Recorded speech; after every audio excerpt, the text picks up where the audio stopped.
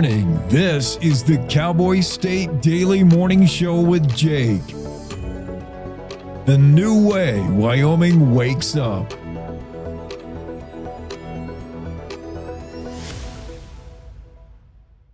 It's time to take a look at what's happening around Wyoming. From the Cowboy State Daily Newsroom, I'm Wendy Core. An employee of the Legacy Living and Rehabilitation Center in Gillette has been charged with felony manslaughter in connection to the death of an 88-year-old dementia patient who was found frozen in an outdoor courtyard in January.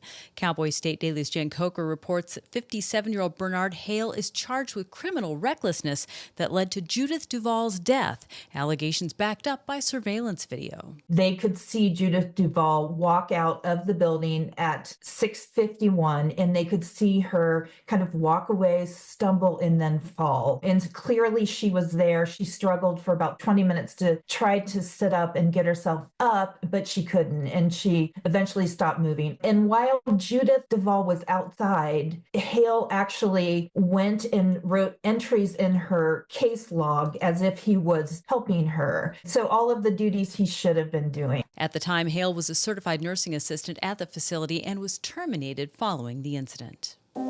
A Riverton man prompted an 11-hour standoff with police after barricading himself in his home and reportedly producing a weapon.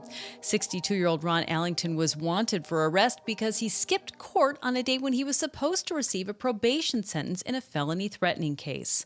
On Wednesday evening, when officers arrived at his home to arrest him on the outstanding warrant, Allington barricaded himself into a room with a knife and a gun and refused to surrender. Cowboy State Daily's Claire McFarland was at the scene of the standoff. I showed up at 6 and the deputies and officers were getting their rifles, getting their shields, setting up snipers, making their positions. And then Lander Police Department officers showed up. And then Mills and Casper Police, and then Natrona County, and then the armored vehicle rolled in like 9:45. And they were negotiating with the neighbors to move a trailer so that they would have ramming space. I was there till midnight and the negotiator was just persistent. At about 4 a.m. Thursday, police deployed tear gas, then arrested Allington. No one was shot. Well, earlier this month, around 100 Wyoming attorneys and judges wrote a letter to Wyoming's congressional delegation saying they're concerned about President Donald Trump's administration targeting America's judicial branch. But the delegation has a different concern. Cowboy State Daily's Leo Wolfson reports that in a Thursday op-ed, Wyoming Senator Cynthia Lummis said people should be more concerned about unelected judges making biased political decisions that skew the law rather than Trump going after these judges. Senator Lummis and other members of the Wyoming delegation are basically saying that these judges are taking biased interpretations to the law and they're skewing the law to their own agenda, their own perspective, and they're ignoring what the law really says. The point that those letter writers were making really was that they want President Donald Trump's administration to stop making threats against the judiciary, and they believe that the administration should respect the rule of law even if they disagree with it. In less than 90 days in office, federal courts have filed 15 nationwide injunctions against the Trump administration. The New York Post recently reported that former President Joe Biden was the target of 14 national injunctions throughout his entire presidency. I'll be back with more news right after this. Are you fabulous and 55? Are you ready to use your valuable time and talent to give back? Join Serve Wyoming through the AmeriCorps Seniors Retired and Senior Volunteer Program, or RSVP, and make a positive impact on your community. With a lifetime of skills and experiences, you're exactly what your community needs. Whether you're itching to lend a hand or your organization could use some extra support, we've got you covered. Call Sarah Roberts at Serve Wyoming at 307-234-3428 or RSVP at servewyoming.org. Well, after laying low for the winter, Limpy, Yellowstone National Park's famous begging coyote, is once again laying it on thick with his pity party routine, hoping to sucker roadside snacks out of soft-hearted tourists. Feeding wildlife is strictly forbidden in Yellowstone, and for good reason. The feeding ban helps keep both wildlife and tourists safe. But Cowboy State Daily's Mark Hines reports that hasn't stopped Limpy from hanging out along the roadside in Yellowstone's Lamar Valley and putting on a show. He does, in fact, have a real limp. from an old injury. But what he does is he grossly exaggerates it. He acts as if he's hurt way worse than he actually is, all in the hopes of pulling on people's heartstrings and getting snacks. Since Limpy sometimes strays into the road to get closer to potential marks for his con routine, his fans do worry about him getting run over. And that's today's news. Get your free digital subscription to Wyoming's only statewide newspaper by hitting the daily newsletter button on cowboystatedaily.com. I'm Wendy Core for Cowboy State Daily.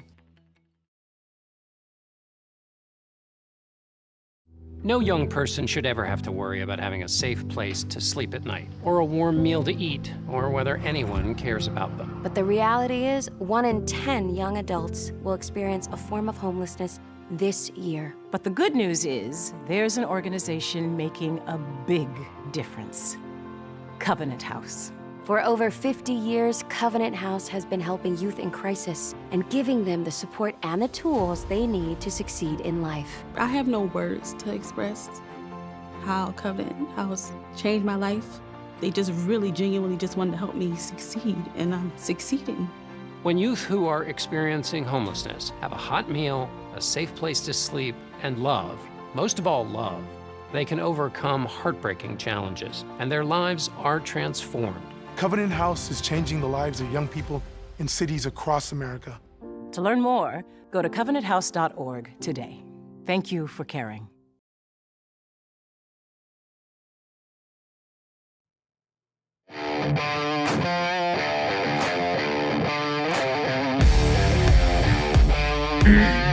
Yeah. It's a Friday edition of the Cowboy State Daily Show with Jake.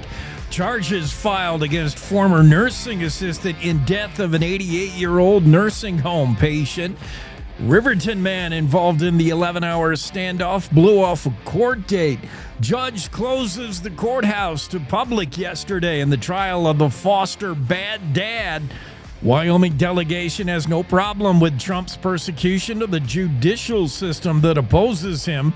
Yellowstone's famous crafty coyote at it again. Limpy plays up a leg injury to secure handouts from gullible suckers. Fireworks over fireworks. Business's loud, obnoxious advertising campaign. And an impatient motorist said he had to pee real bad when he ran into a Yellowstone traffic flagger. I think we're all going to need one of those double shots of the new Joe Pickett bourbon. It debuts tonight.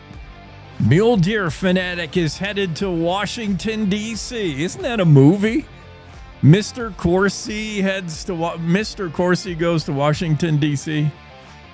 Yeah, we got to do all that and more this morning on a jam-packed Friday edition of the Cowboy State Daily Show with Jake. We're also going to have on Jaja Polgar, Susan Polgar, who has forgotten more about chess than you and I will ever know. It would take all morning show to cover all the credits to Susan Polgar as a grandmaster chess player, the first grandmaster female chess player named, grandmaster in 2 designations, internationally and U.S. known grandmaster. She was a world champion at 15 years old, gold medalist. I mean, on and on. She broke the glass ceiling in chess as a woman from Hungary. She is perhaps the inspiration behind the Queen's Gambit, the TV series that was so popular a few years back. I mean, she is a living Queen's Gambit. And she has a new book out, and she's going to join us live on the show. We're so excited to be able to speak with her. She is legendary in the chess world. In the same breath you mention a Bobby Fischer. In fact, she hung out with Bobby Fischer, knew him well. She could whip Bobby Fischer's butt in chess. Any other chess legend you can think of, Susan Polgar probably beat them. She's genius. And part of the Polgar sisters from Hungary that were world renowned. Her two sisters are pretty darn good as well. That's going to be fun to talk to her later today. Weather forecast, snow. It's just ugly. Man, we got a lot of snow where I am. I didn't anticipate getting so much snow here in Jackson, but I opened the door today, let the cat out, and the cat said, nope. And I said, nope. About 4 inches piled up outside. Maybe more coming. Casper, you're getting more. Winter storm warning continues to noon today with highs 31, breezy, more snow. 3 more inches in Jeffrey City. It's still coming down. Southwest Wyoming, Evanston, chance of snow. Cloudy, breezy, highs 35. Green River, same. You get snow in the early morning, still coming. I-80's closed from border to border. I'll double check that for you, as of this morning anyway. Pinedale, chance of snow, mostly cloudy with highs 33 today. DuBois, winter storm warning up until noon today. Chance of snow in the morning, breezy. Otherwise, mostly sunny afternoon. 30, the best will do for a high. Jackson, you'll top out around 41. Slight chance of snow up until about 1 this afternoon. Thermopolis, 2 more inches on the way before 10 a.m. with highs 39. Wind gusts as well. Cody, chance of a little more snow early this morning. Powell, breezy, generally clearing though, with highs 43. Buffalo, winter storm warning in effect until noon. Patchy snow will continue right up until then. Cloudy, breezy, 32 the high in Buffalo. Sheridan, you're under that winter storm warning as well until noon, with cloudy, snowy right up until about 1, they're thinking. Don Day is thinking. Chance of snow early morning in Gillette, otherwise mostly cloudy, 38. Newcastle, maybe some morning snow. Torrington, you have a winter weather advisory until about 6 this afternoon. Cloudy with highs 41 in Torrington. Cheyenne, winter weather advisory till 6 this afternoon as well. Another couple inches on the way, perhaps, for Cheyenne. Laramie, you might see some accumulation. Highs 30. Snow mainly after 3. Sometime around between 3 and 6 this afternoon, Laramie, you'll get another batch of snow. And in south central Wyoming, winter storm warning till noon in Rawlins with highs 30. Maybe 4 inches today in Encampment with highs 35. So it's not over yet. My goodness, Don. Don Day said it'd be a slow-moving cold front bringing challenging weather challenging for your travel anyway. If you're trying to get from here to there in Wyoming, well, you should have done it yesterday. We told you. We warned you. Interstate 80 is closed just about everywhere, all the way from Cheyenne to Laramie. You've got challenging conditions. Let's see, closed to through traffic local only. So if you're looking to hammer down coast to coast on I-80 and you're between Cheyenne and Laramie, they'll let you go if you really have business in either of those towns. But from Laramie on, nope. Interstate 80 is closed all the way from Laramie to Rock Springs. Rock Springs to Evanston and to the Utah border is open, but travel is sketchy. Conditions slick in spots with snowfall. Yuck. But the bulk of Interstate 80 is closed. So is that Lander cutoff. So are other roads, 287 from Rawlins to Bear Oil, closed. Central Wyoming got hit pretty good. All roads in and out of Casper, not closed, but not great. And this is just a statewide event, regardless of east, west, north, south, regardless of elevation. Everybody got hit overnight and continuing in today, pretty much. Cold temps. Watch the temperatures today. Highs for most places in Wyoming probably not getting much out of 30s. If you're hitting 40 today, you're very, very lucky. And overnight tonight, overnight lows down day warns single digits in some places. Yeah, it's old man winter's last gasp, and a perfect day to have Bill Sniffen on the show. Bill loves to comment on how long it takes to get actual spring into existence. Bill's got his 12-tier or 14-bullet program of fall spring, the third fall spring, the spring of deception. We're probably somewhere, we just passed spring of deception earlier this week, and now we're into second winter right now. We'll see. Bill's got that all mapped out on how that goes, but man, that weather looking a lot more like winter than it is spring today. And that's going to hang out, slowly improve over the weekend. But right now, travel plans, I'm trying to get down to Rock Springs later today after the show to announce a rodeo. Wyoming high school rodeo spring season gets underway this weekend, the Easter weekend in Rock Springs, if everybody can get their horse trailer there. I don't know. Hopefully you did it already yesterday, because getting to Rock Springs is going to be challenging today, getting anywhere.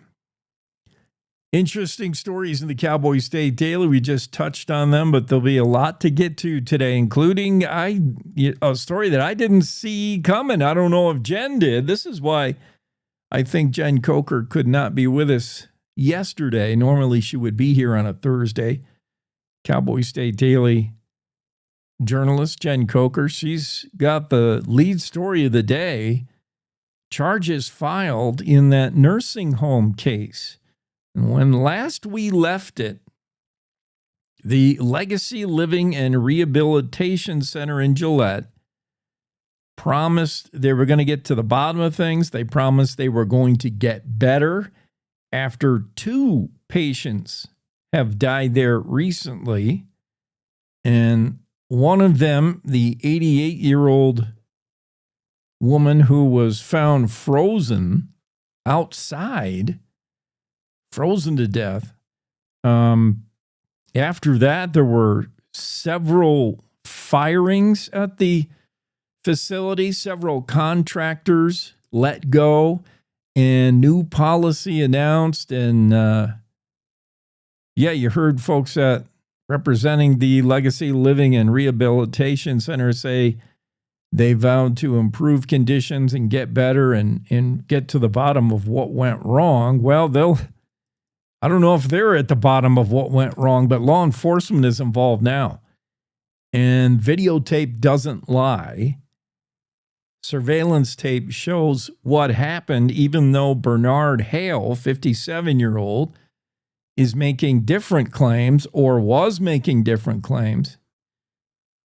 But the 57-year-old nursing assistant at Legacy Living has now been charged with manslaughter in the freezing death of that 88-year-old woman who suffered from dementia. Bernard Hale charged with criminal recklessness that led to Judith Duvall's death. At the time, Hale was a certified nursing assistant, a CNA at the facility. He was terminated following the incident, and now police have put the cuffs on him. Duvall, the 88-year-old woman who died, was one of 19 patients in that Cottonwood and Pine units. And at the time, the Duvall was considered, along with her fellow patients, the reason I think you get to the Cottonwood and Pine units is you're at high risk for wandering, they say. And Duvall in particular was what is being quoted as an exit-seeking person. So the 88-year-old Duvall kind of didn't want to be there or was always looking to get out. So she had a history, and you should have known, I would think, if you're in charge of the care of Judith Duvall, you should know that she's looking to get out. like 24/7. Duvall was seen on video surveillance leaving the building at 6:51 p.m. on the night of her death. Surveillance cameras showed her leaving the building. An alarm went off, and surveillance cameras showed the alarm was turned off by hail.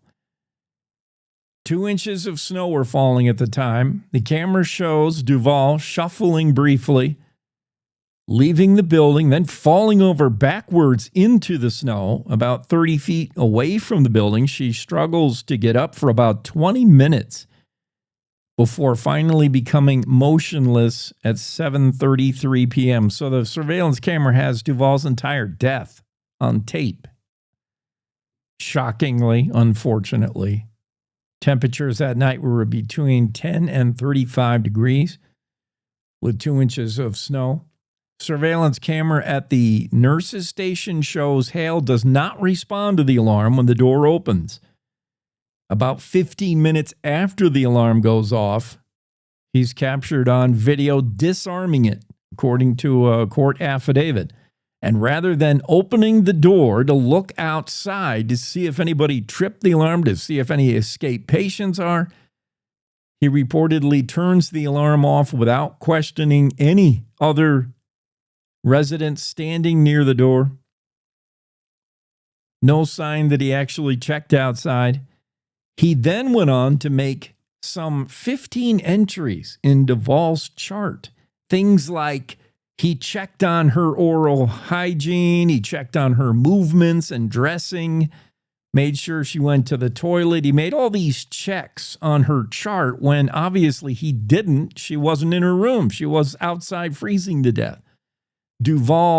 After Duvall's body was discovered, Hale later went back and reportedly crossed out several of those entries, trying to cover his tracks. Well, he's facing manslaughter charges. The CNA, Bernard Hall, 57-year-old, an arrest has been made in the Gillette nursing home Legacy Living in the death of the 88-year-old woman, Judith Duvall. There was also another death.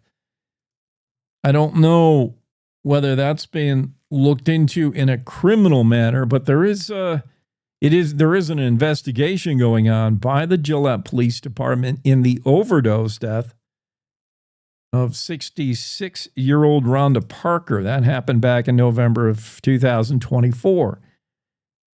An additional other staff member was fired after that incident.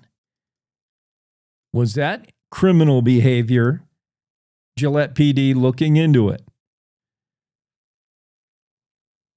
Jen Coker has that story for the Cowboy State Daily. She talked to Wendy Core, and it kind of sounded like this. An employee of the Legacy Living and Rehabilitation Center in Gillette has been charged with felony manslaughter in connection with the death of an 88-year-old dementia patient who was found frozen in an outdoor courtyard in January. Cowboy State Daily's Jen Coker reports that 57-year-old Bernard Hale is charged with criminal recklessness that led to Judith Duvall's death.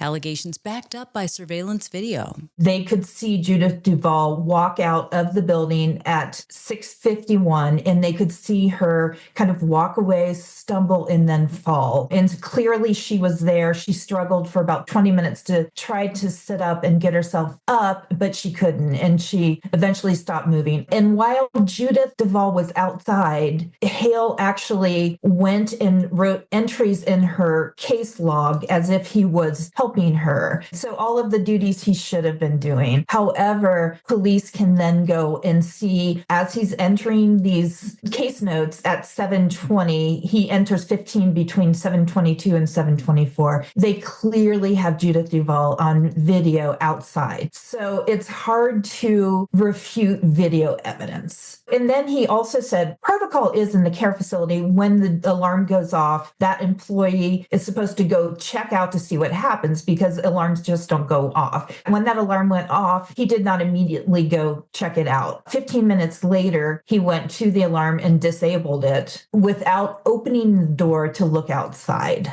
At the time, Hale was a certified nursing assistant at the facility and was terminated following the incident.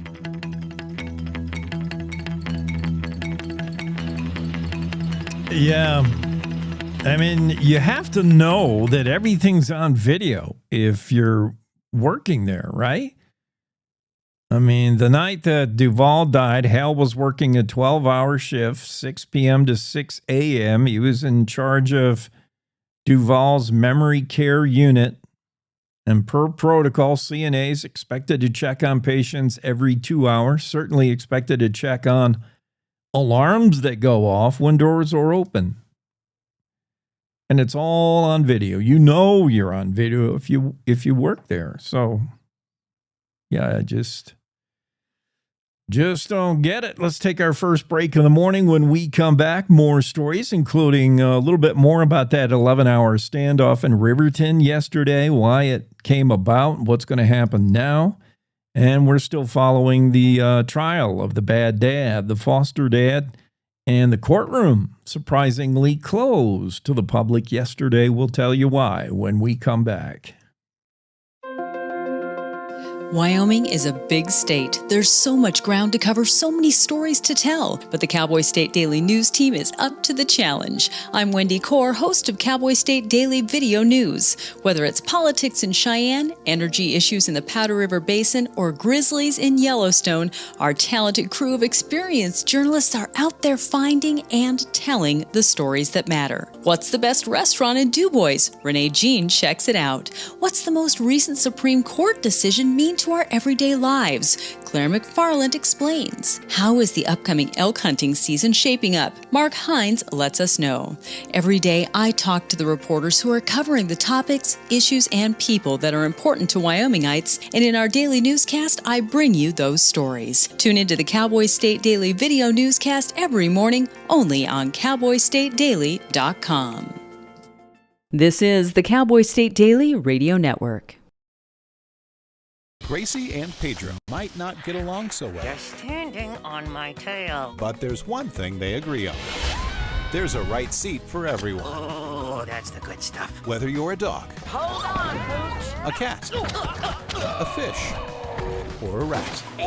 And I'm a ferret. Be sure to travel safe. How can you be so sure? I'm absolutely positive. On your next adventure, make sure your children are in the right seat for their age and size. Get it right at nhtsa.gov/the-right-seat. So I wanted to talk with you and your mom today, Lily, because some people at school have noticed changes going on with you, and we're concerned. Like what? Who? Some of your friends, teachers. It sounds like you've lost interest in a lot of things lately. You're hanging with new friends. So, individually, maybe those things are no big deal, but taken together, and then the incident the other day, you were with Derek when he was caught selling marijuana. yeah, he was selling it. Honey, we know. But we care about you and want to know what's going on. That's right. We just want to understand better and see how we might help. And if weed is a part of it, we just want to make sure you understand the negative consequences for someone your age, the physical and mental health effects, the poor decision making, and the confusing legal aspects these days. So what do you say? Can we talk? For more information about talking with your kids about underage use of alcohol and other drugs, visit underagedrinking.samhsa.gov.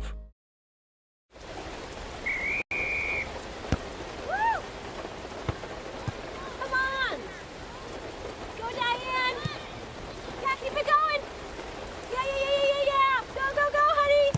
If you love them enough to drive an hour to cheer them on as they get beat 11-0 in the rain, then surely you'll check nhtsa.gov/the-right-seat to make sure they're correctly buckled in the back seat. Throw that ball, Diane! Woo! You got this!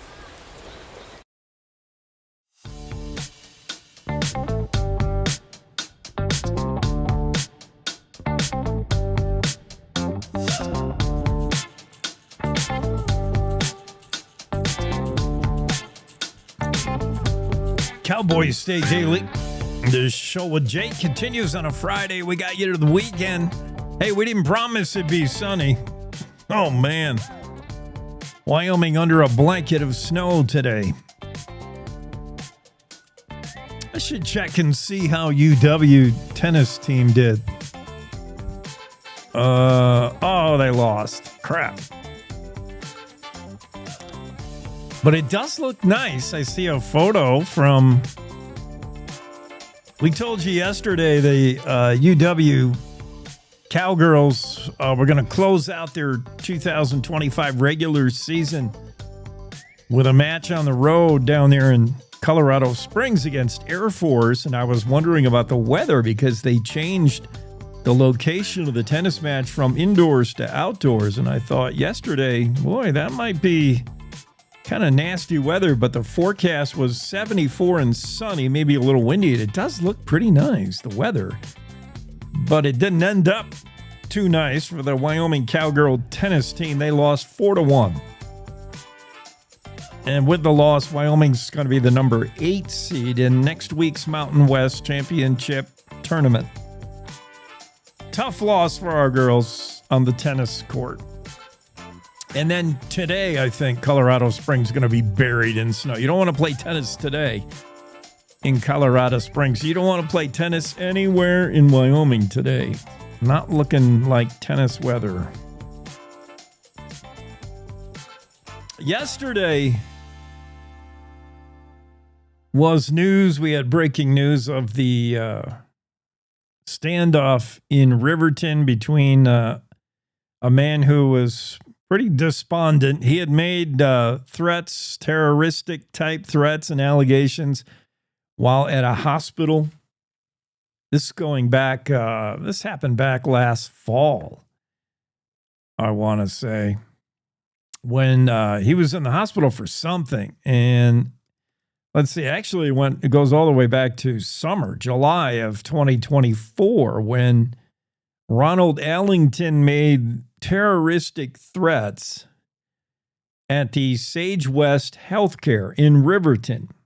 I don't know, forget why he's there, but he went kind of bonkers for some reason, and he indicated somebody would be leaving the hospital in a body bag, and he was going to shoot up the place, and other quotes pretty disturbing.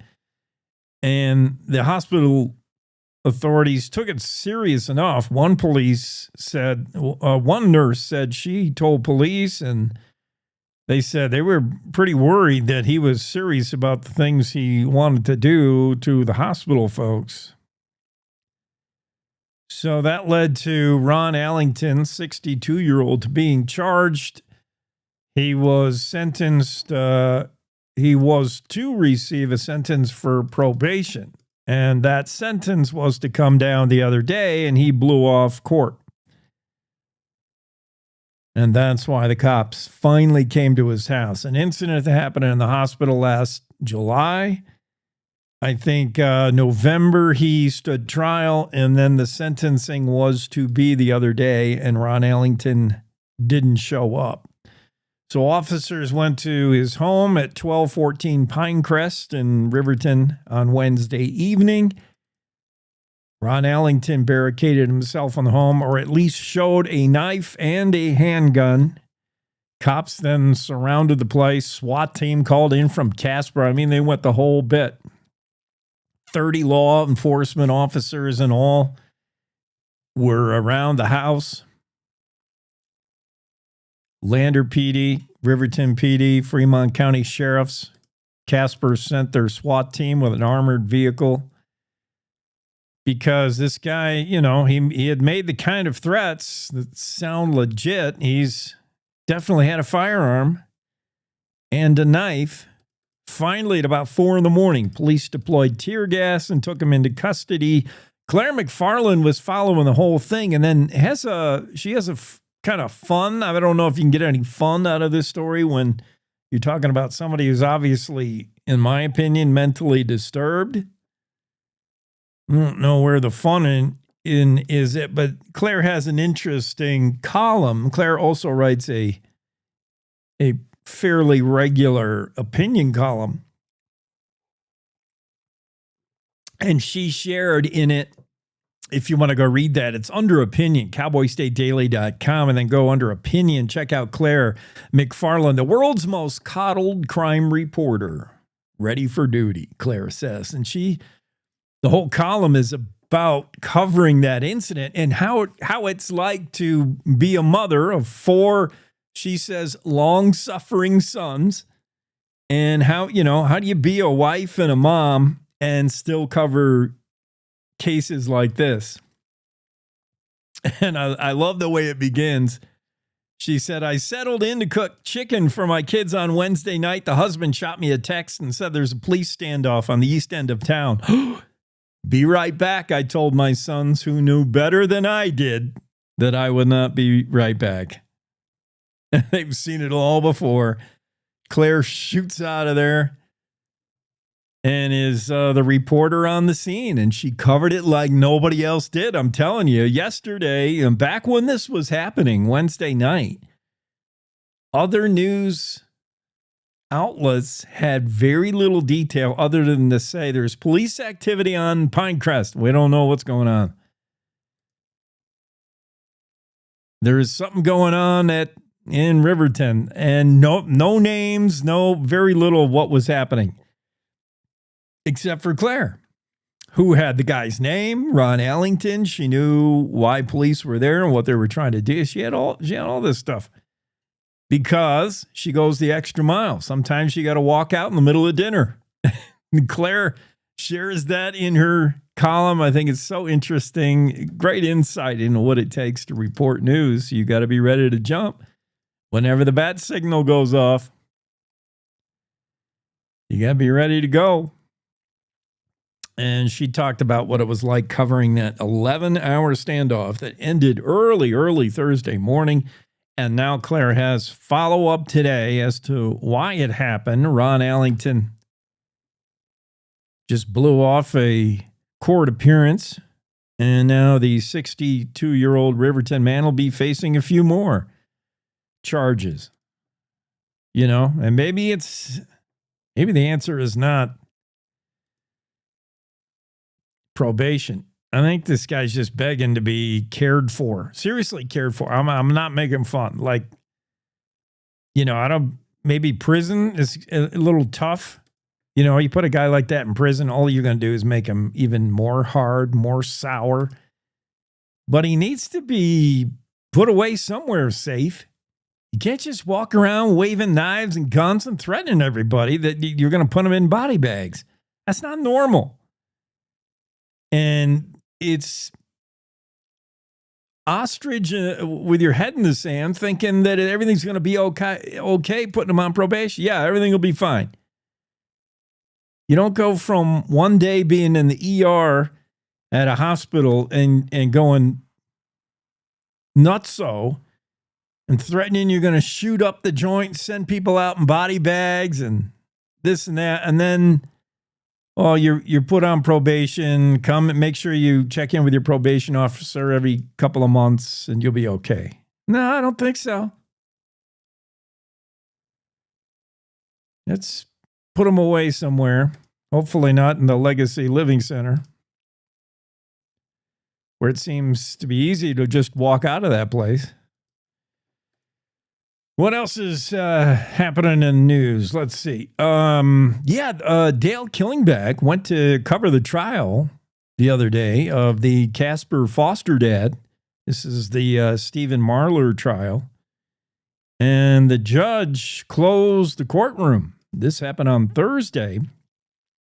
Marler, of course, on trial, facing multiple sexual abuse charges involving his adopted children and former foster children. Turns out there was intentional pause for the cause for the judge who wanted to discuss legal matters. Now, I don't know why the public can't be involved in that, or shouldn't be, or isn't allowed to be, or why the judge made the decision. Are we too dumb to understand law? I know I am, but I don't know if Dale is. Dale Killingbag and other members of the public were denied entrance into the courtroom. Judge Kerry Johnson closed the courtroom to everybody except attorneys in the case in order to deal with, quote, legal issues. Remember, legal issues were brought up the other day by the defense team.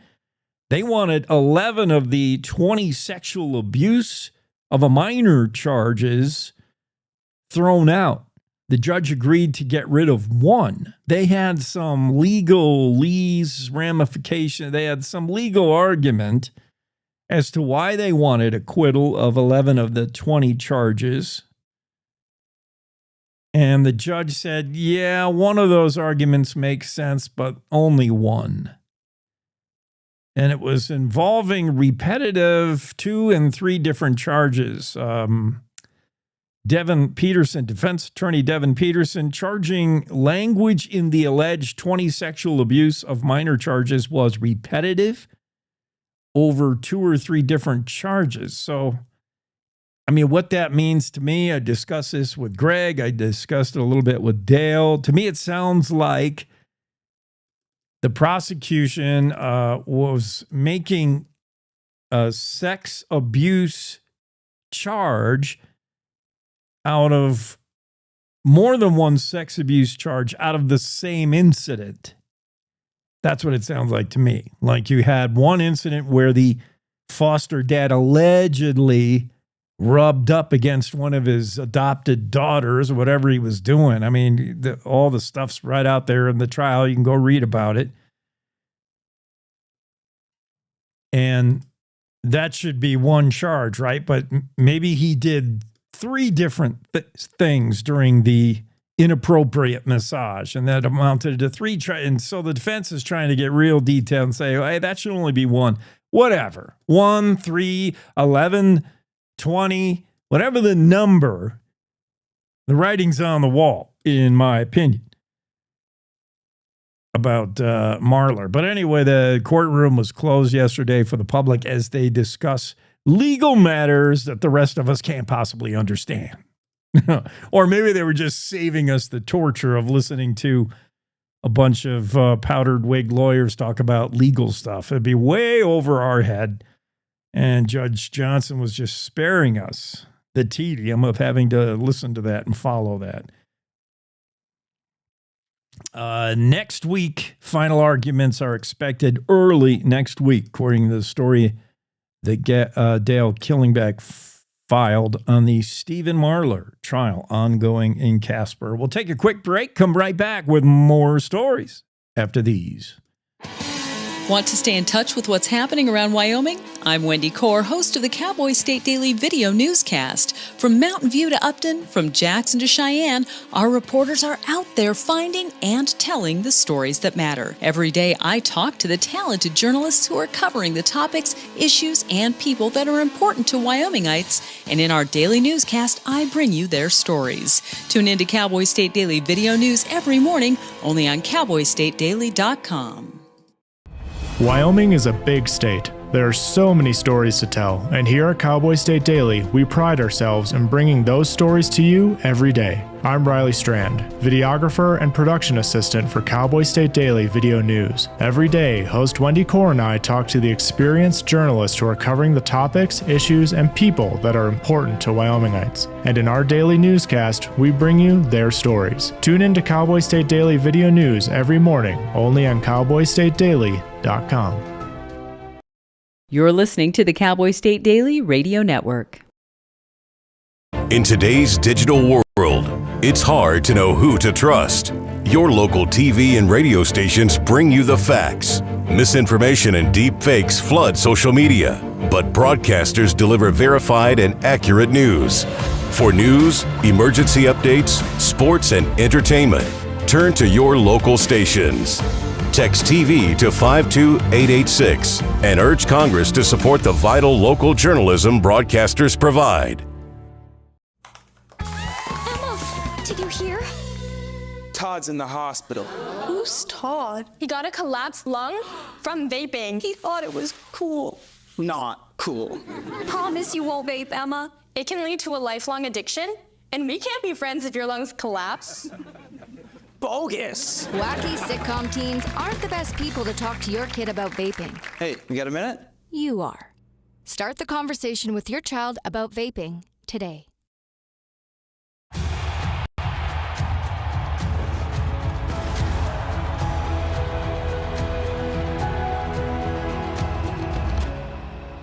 breathe.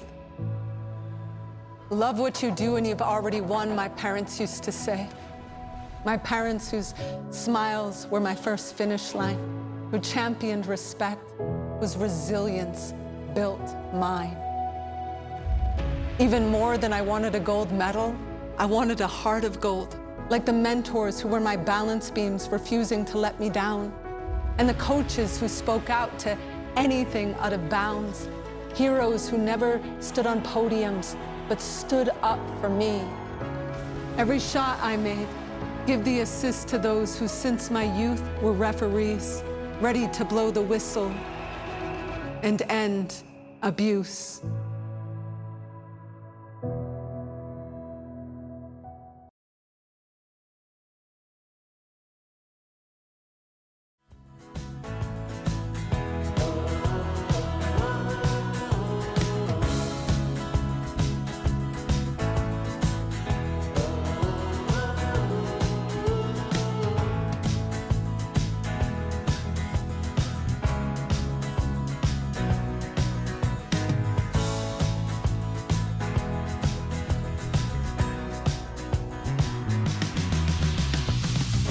Cowboy State Daily Show Friday continues. Biscuit and Olivia making comments on the Facebook Live say, lock him up. Unfortunately, there's been so many crime stories this morning already. I'm not sure which one we're supposed to lock up. Lock them all up. Hang them all. Let God sort them out.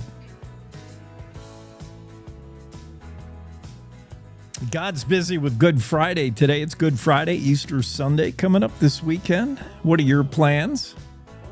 Hopefully you're not traveling anywhere today in Wyoming. Let's save that till tomorrow. Things will be looking a lot better.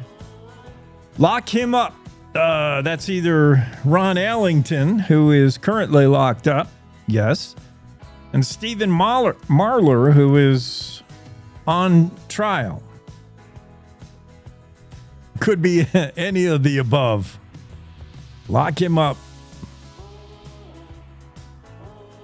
How about this story? We need something more lighthearted, even though this is kind of serious, I guess.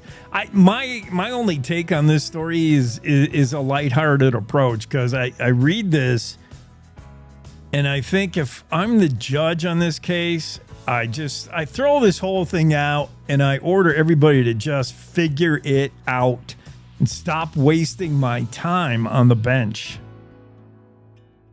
Seriously, if this came before Judge Judy or some other no-nonsense robed judicial person, I would assume they would take the high road here and say, figure it out. Just stop with it. Who brought these charges, number one? And why can't everybody figure it out? An Oregon man faces felony charges of attacking a government employee. Now that sounds bad, right? And it is bad what happened. But some things have to be read beyond the headlines. And I know a lot of Cowboy State Daily readers. I know a lot of news readers, they don't get much past the headline, and I urge you to read. Reading is good. Reading is fundamental. Oregon man charged with assault says Yellowstone flagger jumped in front of his Jeep. That's the headline. If that's all you read, that's kind of fun, and you move on. You just think you have a little chuckle. The subhead, Oregon man faces felony charge of attacking a government employee after authorities say he hit a Yellowstone National Park flagger with his Jeep. The man counters saying he really had to go to the bathroom bad. Actually, that's later in the story. The man countered saying the flagger jumped in front of his Jeep. Oh, that's the classic argument whenever you stab somebody in Casper. Oh, they jumped into my knife. That really was an argument. The cat's crying. He wants to go out, but he forgot. 20 minutes ago when he looked outside, there's 4 inches of snow. And the cat, all animals have the memory of a sloth. He can't remember. Now he's looking outside the window And I can see now the realization. He remembers, oh yeah, it's winter. He wants to go outside, but he keeps forgetting that it's not yesterday, that all of a sudden there's like 4 inches of snow out there. So he's torn. He's like, I want out of here, but no, I don't. Well, maybe he does. He thinks he wants to go out. He's about ready to go out and in flight in a minute. Seriously, I'm going to have to go let him out in a second. Okay, so, yeah, the defense of this man, seriously, I'm finding it hard to be patient as I sit on Judge Jake's bench. And the man says, I didn't hit the flagger with my Jeep. The flagger jumped in front of my Jeep. And as the judge, I'm thinking, man, that sounds a lot like the argument of that woman in Casper who whipped out her knife and shoved it in somebody's stomach. And the best she could come up with when the cops arrested her was, she jumped into my knife. Dad, I can't tell you how many times that happens. How many times have you, law-abiding citizen, whipped out your knife only to have some doofus jump into it? Oh, it's so aggravating. Especially when you're running behind. You know, you're trying to get the kids to school, you're running errands, you whip out your knife, somebody jumps in it. Now you're like, oh, man, now I'm delayed with the whole arrest. Federal government is prosecuting an Oregon man who just happens to be a pilot. I don't know why that's pertinent to the story, honestly. But the man's driving his Jeep. He's in traffic in Yellowstone. There's, you know what happens when you're in Yellowstone. This incident happened back on September 18th, 2024. Yellowstone National Park is all kinds of construction and there's traffic and you're in a long line of cars and you got to go. David Regnier said he really had to go. And so he jumps the line. He drives in a lane he's not supposed to be. And he gets all the way up to there, the flagger. And the flagger says, ho, where do you think you're going, buddy? Who are you? Who do you think you are? And the dude's like, I got to go to the restroom. And he tries to continue to drive as the flagger, presumably, and again, I'm trying to recreate the scene. It's up for the judge to decide how it really went down. The flagger says, no, wait a minute. And he puts his hands on the Jeep, or he jumped in front of the Jeep and said, wait, you cannot go through here. It's a construction zone. And Regnier is accused of attacking a government employee now because of that incident. He had faced some misdemeanors for jumping out of line and other stuff like that. And apparently prosecutors threw those out. They said, those are nothing compared to what we can go for, which is felony, because he attacked a government employee. Regnier's lawyers are saying, wait, what kind of government employee? This is just some hired flagger. What kind of uniform? What was the flagger wearing? Regnier's attorney wanted to know. It's Ryan Wright of the Wright Law Firm. He filed a motion accusing the federal government of withholding material evidence as part of the defense he's created for his Jeep driving flagger hitting allegedly man. He said, wait, these are just flaggers hired temporarily. They're just dudes off the street. What are they wearing? The attorney wanted to know. Well, they happen to be wearing like full-on NPS, National Park Service, Yellowstone stuff with a patch on and all official like. So are they really government employees? I guess. Did one of them really get run over, or did JW, the flagger, known only as by his initials JW, did JW jump in front of Regnier's moving Jeep? Who's to blame here? And again, if you're the judge, you have to stifle a yawn and say, can't we just figure this out? Now, the defense attorney also is able to provide body cam video from the scene. I don't know who's wearing the body cam.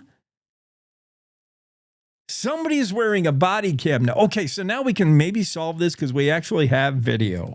And in the body cam video, JW, the flagger who is supposedly hit by the Jeep, who is okay, by the way. There's no injuries.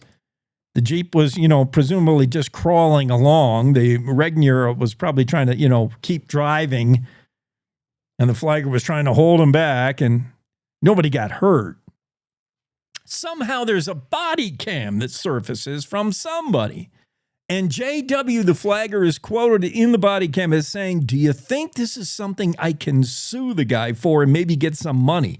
This is right after the incident. JW is asking another person not seen on camera, "Do you think is this something I can sue the guy for? Maybe get some money? What if I say I was too scared to ever flag again? Play the system." This is what the flagger JW is saying. He's cooking up this lawsuit in his head. So Regnier's attorney, Ryan White, says, "Look at this video. This isn't an incident. In fact, the flagger's plotting how he's going to sue." And again, if I'm the judge and this has come up before me, I've got charges of a felony after the government had thrown out 4 federal misdemeanors. In fact, Mr. Regnier's attorney, Ryan White, said, my client is very remorseful. He planned to plead guilty to all 4 federal misdemeanors, which were violating lawful orders, failing to comply with traffic directions, engaging in violent behavior, and creating a hazardous condition. Those were the misdemeanors. This guy was trying to get somewhere. He like a lot of us, he got tired of waiting, and he popped his cork, and he pulled out of the lane, and he did something he shouldn't, and he's guilty of that. But apparently, the feds said, we're going to throw out those 4 and go after the big bite of the apple, which is a felony charge of attacking a federal employee. The charge is that the accused used his vehicle to, quote, forcibly assault, resist, oppose, impede, intimidate, and interfere with a National Park Service employee.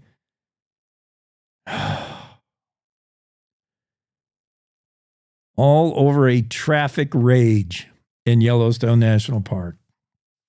I think the correct resolution to this case is for the judge to say, can't we all just figure this out?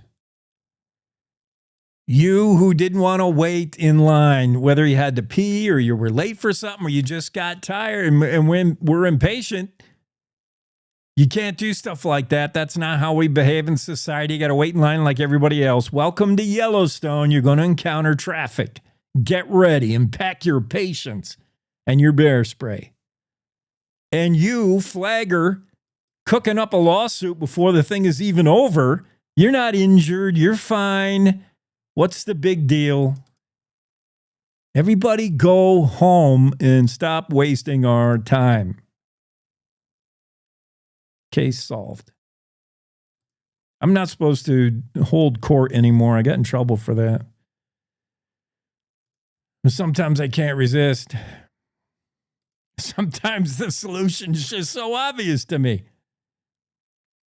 There's also a waste of time over a fireworks company. Laramie County commissioners approved fireworks permits for a pair of businesses near the Colorado border that were, I believe, once closed because their advertising was so obnoxious. They used a blowhorn. Come get we don't have time to do that story, but that'll be our first story next hour. Yet another news story of can't we just act normal, everybody? And do you really need advertising like this to sell fireworks? First off, do we need fireworks? Oh, I don't even want to go there. Some people love their fireworks. Some people known as those of you missing digits. I just don't know the fascination over fireworks. Take a cue from your dog. They hate them. Take a cue from a veteran of conflict. They hate it.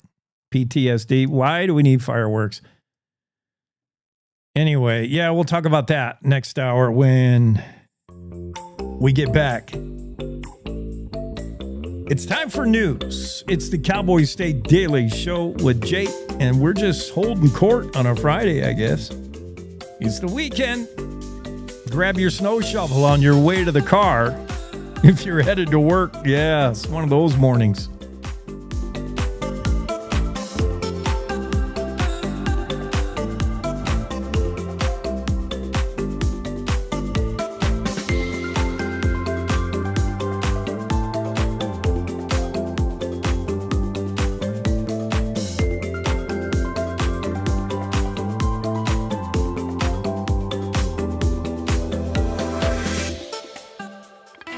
It's time to take a look at what's happening around Wyoming. From the Cowboy State Daily Newsroom, I'm Wendy Kaur. People arriving Thursday for the 7th day of testimony in the Stephen Marler trial, a former award-winning foster father facing charges of sex abuse, battery, and child endangerment, found the doors to the courtroom closed. Natrona County Sheriff's Office deputies informed people arriving for the trial that District Court Judge Carrie Johnson had closed the courtroom to everyone but attorneys in the case to deal with legal issues. Cowboy State Daily's Dale Killingbeck has been following the story. The 20 charges the defense argued did not match Wyoming law because there was incidents that were listed, but then they were charged 2 or 3 times and the language was the same. And Wyoming statute does not allow that in sex cases when you're talking about first degree, second degree, third degree. There has to be specific language that is used, and that was not done. So the assistant district attorney filed a new copy of charges. So the judge said Tuesday she'd rule on that. So I assume that's part of what's happening in the courtroom. The trial is scheduled to resume Monday, with the defense continuing to present its case. Kammerer area resident Josh Coursey, a prominent Wyoming outdoorsman and wildlife conservationist, has been picked to serve in President Donald Trump's administration. Coursey told Cowboy State Daily's Mark Hines on Thursday that he couldn't disclose what position he will fill in the Trump administration, but confirmed that for the duration of his appointment, he'll relocate to the Washington, D.C. area. He's one of the co-founders of the Muley Fanatic Foundation, which has been instrumental in helping to conserve Wyoming's struggling mule deer population. He told me he is not at liberty yet to disclose exactly what the position is or what the nature of it is. So we don't know if it has something to do with wildlife. I mean, one would guess that because that really seems to be his forte, but we can't say that for sure. Coursey said that as he departs for D.C., he's grateful for everything that's been done for the Wyoming Range mule deer herd and is optimistic about its future. New Wyoming Office of State Lands and Investments Director Stacia Berry is taking over a job that most people don't hear about unless they're upset with the decision that she's made. The Office of State Lands and Investments is required by law to manage state trust lands to produce as much income as possible to support public schools and other public institutions. Cowboy State Daily's Leah Wolfson reports that this year that's projected to be close to $250 million. It's an organization that really only kind of comes up when there's a controversial thing. So, for instance, earlier this month, the State Board of Land Commissioners made a decision on a green energy wind turbine project in eastern Wyoming that got pretty heated. At the end of the day, it got approved with a 4-1 vote, and OSLI recommended that it get approved. So OSLI is charged with making difficult decisions like these on an everyday basis. Berry and other state officials will be speaking at a state trust lands forum at the University of Wyoming on April 22nd, which will give the public the chance to learn more about these trust lands and express what they'd like to see happen with them and the OSLI. I'll be back with more news right after this. Are you fabulous at 55? Are you ready to use your valuable time and talent to give back? Join Serve Wyoming through the AmeriCorps Seniors Retired and Senior Volunteer Program, or RSVP, and make a positive impact on your community. With a lifetime of skills and experiences, you're exactly what your community needs. Whether you're itching to lend a hand or your organization could use some extra support, we've got you covered. Call Sarah Roberts at Serve Wyoming at 307-234-3428 or RSVP at servewyoming.org. Well, fans of Joe Pickett can now drink like the popular mystery-solving game warden created by Wyoming author C.J. Box. Along with Box, Pine Bluffs Distilling is celebrating the release of a collaboration with the author to create a uniquely Wyoming whiskey inspired by Pickett. Cowboy State Daily's Dale Killingbeck spoke to Chad Brown, co-owner of Pine Bluffs Distilling, who said the final product is worthy of the game warden and down-to-earth hero who's appeared in more than 20 C.J. Box novels since the first one in 2001 titled Open Season. They're having a party, a release party for the bourbon with CJ Box being there to sign bottles and sign books of his latest novel on Saturday. So what was announced last November is now coming to fruition. And he told me that there's a limited amount. There's only 1,000 bottles. There's a limited amount that you can order online. And then there was a shipment sent to liquor stores throughout Wyoming that will be available starting Friday. The bourbon is listed for $65 on the Pine Bluffs Distilling website and is characterized as embodying the values of Joe Pickett: integrity, resilience, and quiet strengths that stand the test of a noisy world. And that's today's news. Get your free digital subscription to Wyoming's only statewide newspaper by hitting the daily newsletter button on cowboystatedaily.com. I'm Wendy Core for Cowboy State Daily.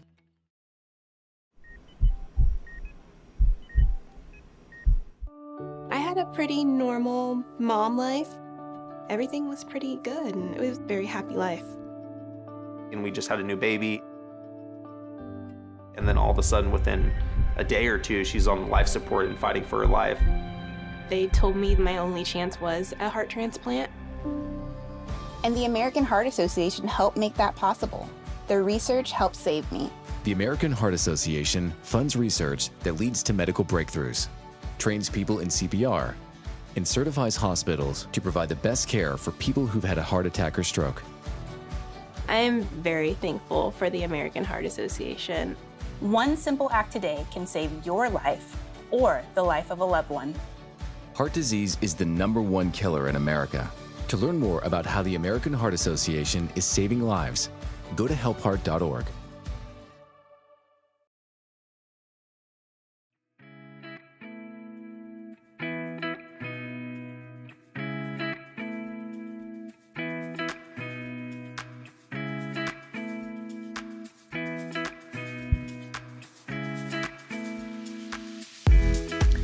Cowboy State Daily Show with Jake, Friday edition, as we move along to our next frivolous topic of conversation. Angie chimes in on the Facebook Live with a comment regarding what we were talking about last hour. The whole flagger gets run into by a Jeep and just road rage in Yellowstone over a traffic flagger and a Jeep driver and felony charges filed. Angie says, I'd say to the prosecution's case regarding JW, the flagger who got hit, get out of my court. No injury, no case.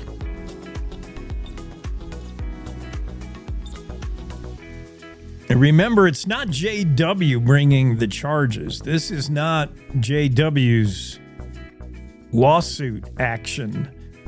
Although JW did on some mysterious body cam. I still don't know who has the body cam. Maybe it's practice for, it's common practice for Yellowstone employees. Like, this is not law enforcement unless law enforcement arrived and that person had a body cam. Like, did a ranger show up? Or was a ranger there? Or was one of the flaggers wearing a body cam for just in case an encounter with the public like this? Because tempers flare whenever you put up a stop sign. That's true, you know. I know the first thing, when I'm tooling along and trying to get somewhere and I see a long line of cars and the flagger puts up that stop sign, my immediate reaction is to, either throttle that person or run them over with my Jeep. But then I remember that I'm a somewhat kind, functioning member of society, and I resist the urge to run a flagger over. And I comply, sit in the traffic stop like everybody else. I hate when I'm that guy who is right in the front, though.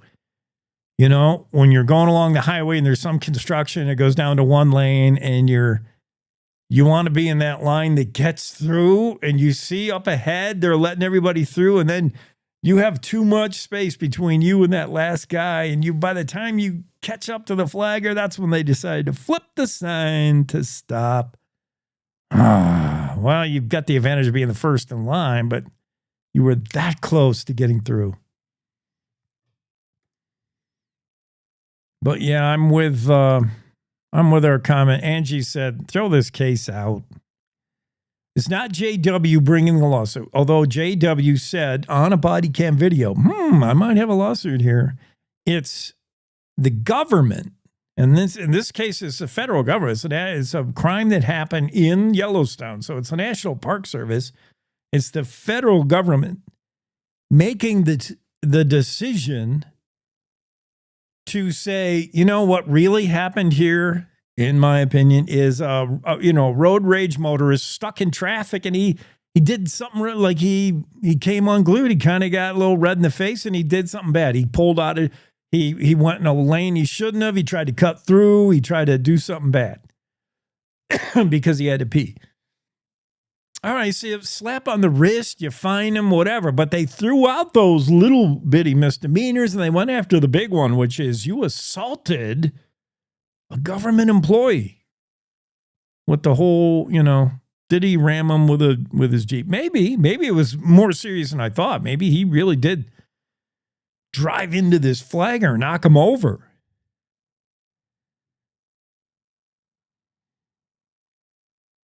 I don't know.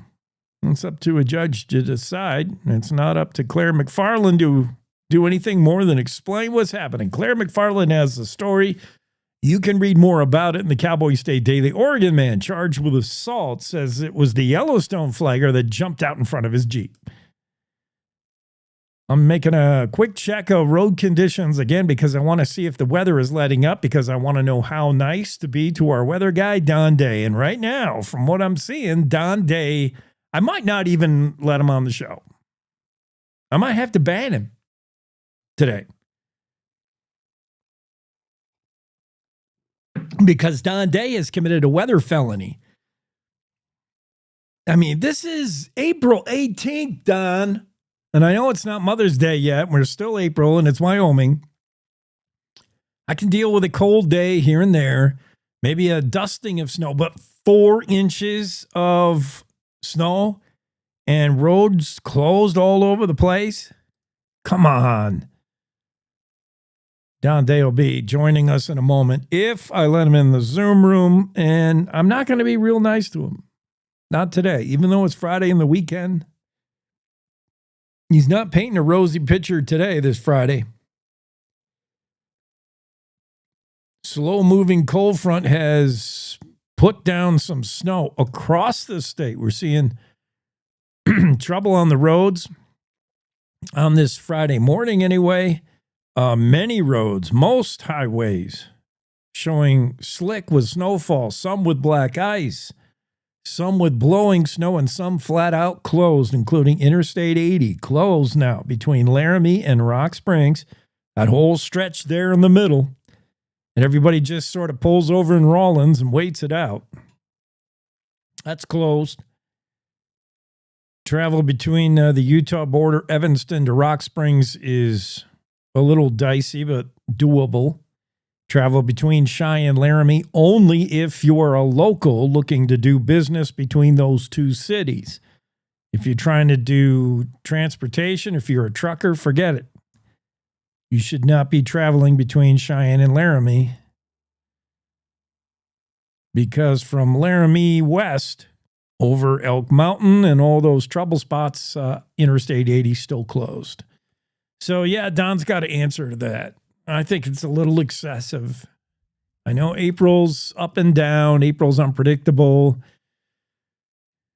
April's the cruelest month. April in Wyoming comes in like a lion, goes out like a bigger lion. I know all the jokes, but still. Don. Here's our next story that I can't believe we're talking about this kind of a story. Laramie County commissioners finally approved fireworks permits for a pair of businesses near the Colorado border that had it had previously said were too obnoxious. That's the word they used. Laramie County Commissioner, you're too obnoxious. It was all part of their advertising campaign, which probably included one of them blow-up dudes. Oh, I don't know why people think they work. Maybe they do. Maybe there's statistics to show that the blow-up man works. The wavy arm, what do they call those things? Wavy arm blow-up guy. I should get one for this show. Inflatable tube man, air dancers, the wacky waving inflatable tube guy. Yeah, you could buy them on Amazon. I should get one for the Cowboy State Daily Show. Where would I put it? Just out on the Interstate 80? You can buy them on Amazon. They'll run you a couple $100. About $100 for the actual tube guy and about $100 for the thing that pumps air into them. So all told, the set will run you about $239 for a 20-foot wacky waving inflatable tube guy. And that's how you would search for it on Amazon. Wacky waving inflatable tube guy.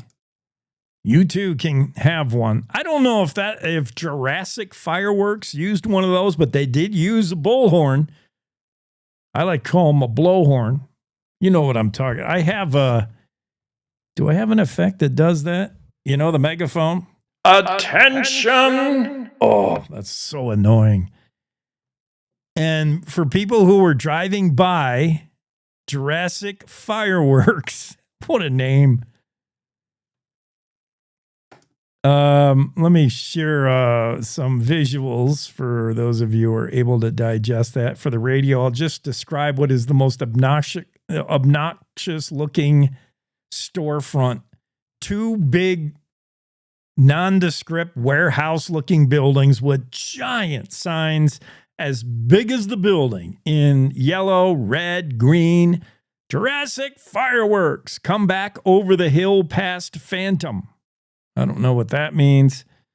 Colorado owned. But it's in Wyoming, right there at the Wyoming-Colorado border. 65% off everything.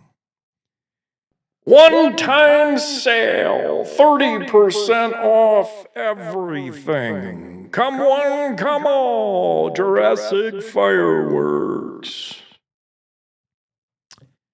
Yeah, so they were doing obnoxious advertising, according to the Laramie County Commissioners. And reluctantly, the commissioners approved Brianna Elliott's two businesses, Jurassic and Artillery World Fireworks. County officials have described the fireworks businesses as obnoxious. This is all due to their loud marketing techniques. They use bullhorns, or as I like to say, blowhorns, advising customers not to go to their competitor's business. Oh, that's even better. Okay. Don't go to that other fireworks place. Their fireworks will go off in your hand. You'll lose fingers. They told people not to go to the other fireworks, come to their fireworks place. So annoying advertising like that. Anyway, they got approval with the stipulation that the dude on the blowhorn never come by again. The dude on the blowhorn is Pete Elliott. He's the father of the woman who owns the businesses. We just mentioned Brianna.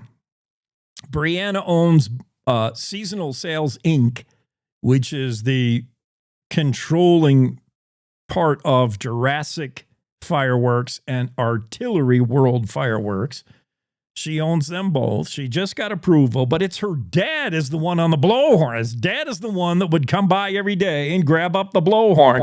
And don't buy fireworks from those other guys. And so the Laramie County Commissioner said, all right, we'll let you reopen, but your dad cannot be anywhere on site. And certainly not with a bullhorn. Pete Elliott reached by phone in this story from Renee Jean, said he was disappointed in the decision. Elliott, disappointed in the outcome, said he feels strong-armed by the county. He said, it's great my daughter's open. Hopefully she gets to run her business. But now you've alienated me from my daughter, he said. And of course, Pete said this all while using a blowhorn. Now you've alienated me from my daughter. Okay, Pete, put the bullhorn down. So, yeah, Pete's bummed. And county commissioners, they're not happy.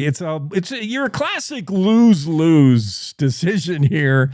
Oh, we even have video. Oh, we have YouTube video of Pete out there with his blowhorn. We got to hear this. I'm excited to hear this. Wait, let's see.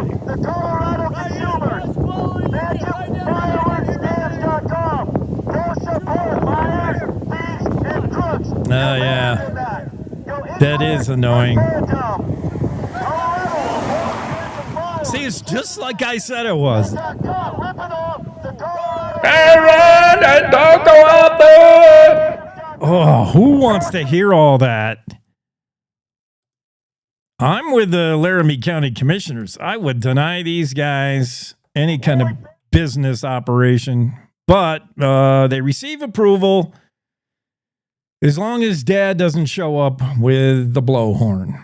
That's the final straw. That story from Renee Jean is in the Cowboy State Daily, and it's yet another story of I can't believe we're talking about this.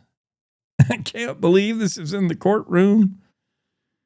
All right, I've opened the Zoom room reluctantly for Don Day because his weather is dreary. Don, your weather is awful. And I've got half a mind to ban you out, but I do enjoy our time together, and I know our audience does. I know our fans, our listeners, they like to hear Don Day and me and Don Day talk about weather. Maybe I'll try to keep the subject off of weather because it's just aggravating, all this snow. Maybe we'll talk about fireworks. Talk about traffic in Yellowstone. Yellowstone should be opening soon to road travel, I would imagine. They're plowing that thing. I haven't seen an opening date yet, but it'll be coming up here pretty quick.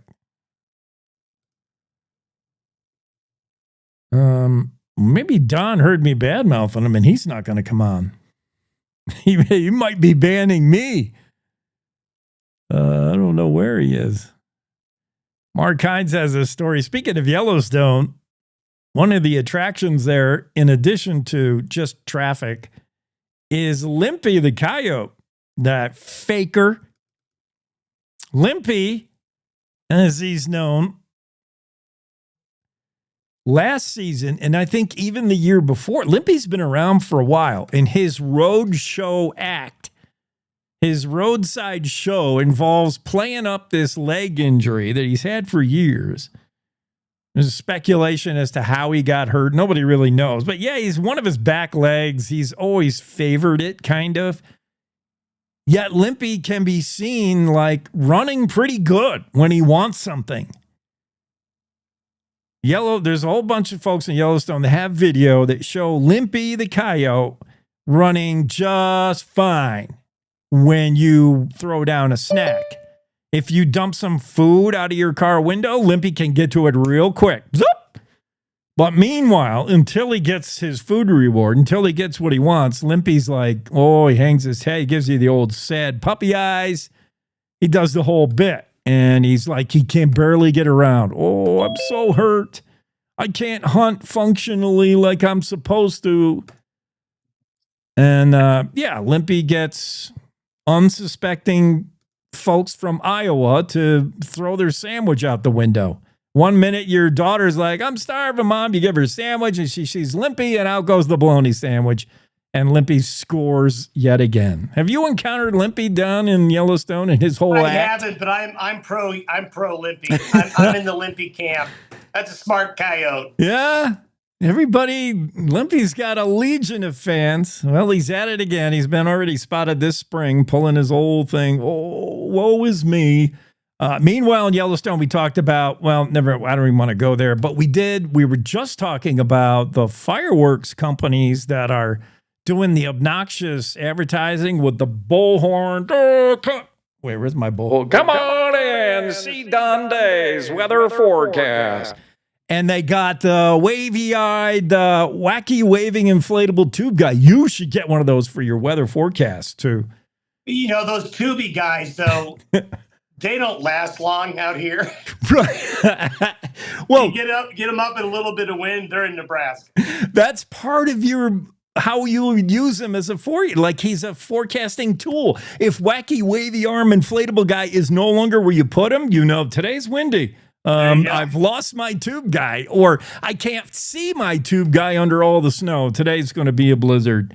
Don, I thought this was just an inconvenient, slow-moving cold front with a little dusting of snow. I opened the door today, and both me and the cat said, uh-oh, we got 4 inches out there. It's full-on winter. Yeah, well, I don't know where you got the idea of a dusting. I was listening with the ears that I wanted to use when you said. We do. We call that wish casting. Yeah. You only grab the weather parts that you like or want. I wish casted. I heard you say 4 inches, and to me it sounded like a little dusting, maybe. And it's like I got to go get all my winter tools and boots, and oh man. Oh, it's April. It'll be gone in a day. Don't worry. Well, I'm trying to get to Rock Springs, and so are a lot of high school rodeo contestants from around the state. I hope they did it yesterday like you warned them, because Interstate 80 looks bad. The roads are a mess. I mean, South Pass is closed. A big chunk of Interstate 80 is closed and will be for a while. And there's a lot of road closures and a lot of no unnecessary travel. If you do have to go, make sure you check road reports so you don't drive into a situation that you don't want to. Now, as the day wears on, by late morning, early afternoon, I think we'll see road improvements. Even if it's cloudy and snowing, that April sun can get through and be effective at melting things. But the early part of the day here, it's going to be a bit of a problem for travelers. Yeah, that's what I'm hoping. I mean, you didn't show a huge warm-up today for anybody, really, but you think it'll be enough? Be cold. Yeah. I mean, it'll be enough that, hopefully YDOT and then all the folks out there plowing, they still have their plows on and they can get this cleaned up a little bit. And then the weather, it's not like it's going to be sunny and 55, but we'll slowly improve over the weekend. Slowly, yeah. I've seen worse Easter weekends, let's put it that way. But we'll see a big improvement tomorrow. It's just not going to really warm up a lot. But going back to that April sun, if you don't stand in the shade this weekend, it won't be that bad. Sunday gets a little warmer, although on Sunday, I could see some showers in the north and the west. So there may be a few Easter showers, mainly in those northern and western areas of the state. And as we get into next week, it's going to warm up a little, but we're not going to go back to that really warm April weather we've had over the last couple of weeks. Next week looks classic spring.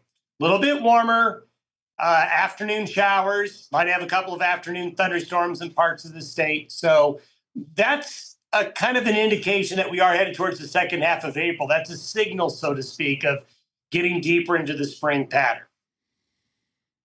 Don, I'm just not happy with this forecast. I'm going to take a hard look at our contractual obligations with day weather. Would it help if I would limp? Limp and get the wacky wavy dude. Maybe it'll distract me from the fact that this weather forecast is terrible for Easter Sunday, and there's probably other meteorologists out there that have a better forecast for today. Hey, do you want a nice Easter? Yeah. Go to Miami. What can I tell you? Okay. All right. That's about enough of you from the day weather. Take the weekend. Okay. You're suspended for 2 days. All right. I'll just limp on out of here then. Thanks, Don. Day weather forecast. It's not ideal, but it's Wyoming April.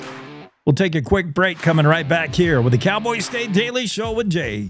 To the Teton Range, Cheyenne to Sheridan, Rawlins to Ralston, Cowboy State Daily Morning Show covers the state like no other radio show or podcast. We love Lovell. We're eager to share the stories of Story, will crow about Crowheart, and yodel over Yoder. Whether you make your home in Sweetwater, Chugwater, Powder River, or Green River, the Cowboy State Daily Morning Show will make you feel right at home. Jeffrey City, Atlantic City, we see you. Little America, Big Piney, you're on our radar. Howdy, Wapiti, Meeteetse, Shoshone, Tent Sleep, good morning, welcome, Torrington, Riverton, Wheatland, Lusk, Lingle, Lander, Timber, Casey, Kerwin, Moorcroft, Mountain View, Moose, Fort Bridger, Fort Laramie, Fort Washington, Hannah, Hudson, Hewlett, Dayton, Daniel, and DuBois. We are east of Weston, west of Midwest, north of Newcastle, and south of Sundance. Border to border, we love Wyoming and every one of its communities, bar none. This is the Cowboy State Daily Radio Network. When you hear the words nonprofit organization, what comes to mind? Is it a place your dog called home before finding you? Is it an organization that supports accessibility? Is it a place that ensures your safety and that of those you love? That protects endangered wildlife and habitats, or fights for our most basic needs? It's impossible to show all the ways nonprofit organizations make a difference in our world. One animal, one person, one cause at a time, but it's not impossible to be part of it. When you give what you have to a nonprofit organization that needs what you can give, you help promote, protect, and strengthen the reach of these incredible organizations. The Nonprofit Alliance is here, helping connect people like you to the nonprofits that enrich your life, your community, and the world we share. Reach out to a nonprofit organization that inspires you today to find how you can help make the world a better place. The challenges our planet's animals are facing sometimes feel a bit heavy. The animals haven't eaten in a day, 2 days, they haven't drank anything, they're cold, they're dehydrated. As soon as we started our descent, everywhere I could see was mud. Just absolutely mud. You know, the country has been in prolonged drought for so long, it was like a tinderbox waiting to go up. Okay, very heavy. Each of us wants to be part of the solution, and we can be. Remember that there's good happening right now. At home. All right, we were able to get into your unit, and we have all 4 of your cats. So, okay. And around the world. For any animal in any disaster. So let's focus on that, right?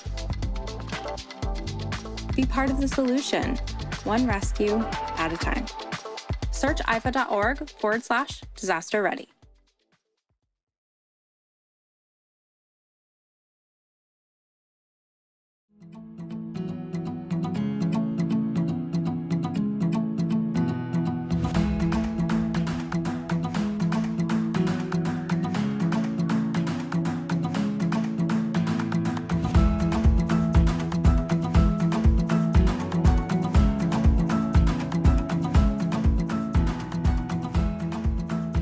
All right, let's head to Yellowstone again and look in on Limpy doing his whole bit. Mark Hines has the story. Cowboy State Daily, soft-hearted tourists fall for Limpy's exaggerated limp yet again. His pity party routine, hoping to sucker snacks out of soft-hearted tourists. Limpy, he's figured out how to do this whole thing. We've got video to show for those of you on radio. I know that's riveting, but I'll describe.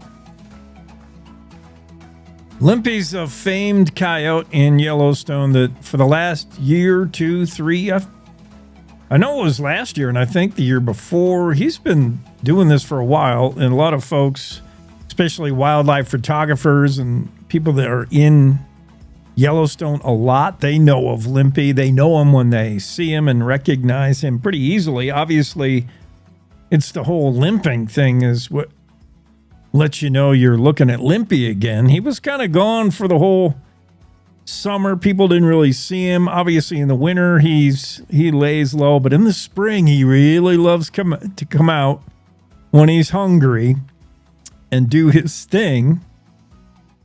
And his thing is limping around. He's notorious for greatly exaggerating, according to Mark Hines, an old leg injury. He does have a bad, I think it's his back left, his hind left leg. But his roadside show has become a bit of a springtime ritual in Yellowstone, and he was seen back at it again. In fact, Yellowstone employee, wildlife watcher, seasonal Yellowstone employee Cindy Schaefer caught the video the other day, so we know Limpy is alive and well, made it through winter, and is doing his thing again. In the video, it's a pleasure to see Limpy. There is He Schaefer. hid on us for several months this winter, so he's just been back around lately. In the video, Limpy's not walking very much. Yeah, it's his back right. His hind right leg is the bad one I can see. And he looks pretty good in this video. I will describe him. He looks like he wintered really well. I mean, he's got a nice coat. He's all furred up. He looks great. Limp, but he knows how to pour it on hot and heavy, and he'll do it on purpose. Yeah, he does. Feed him.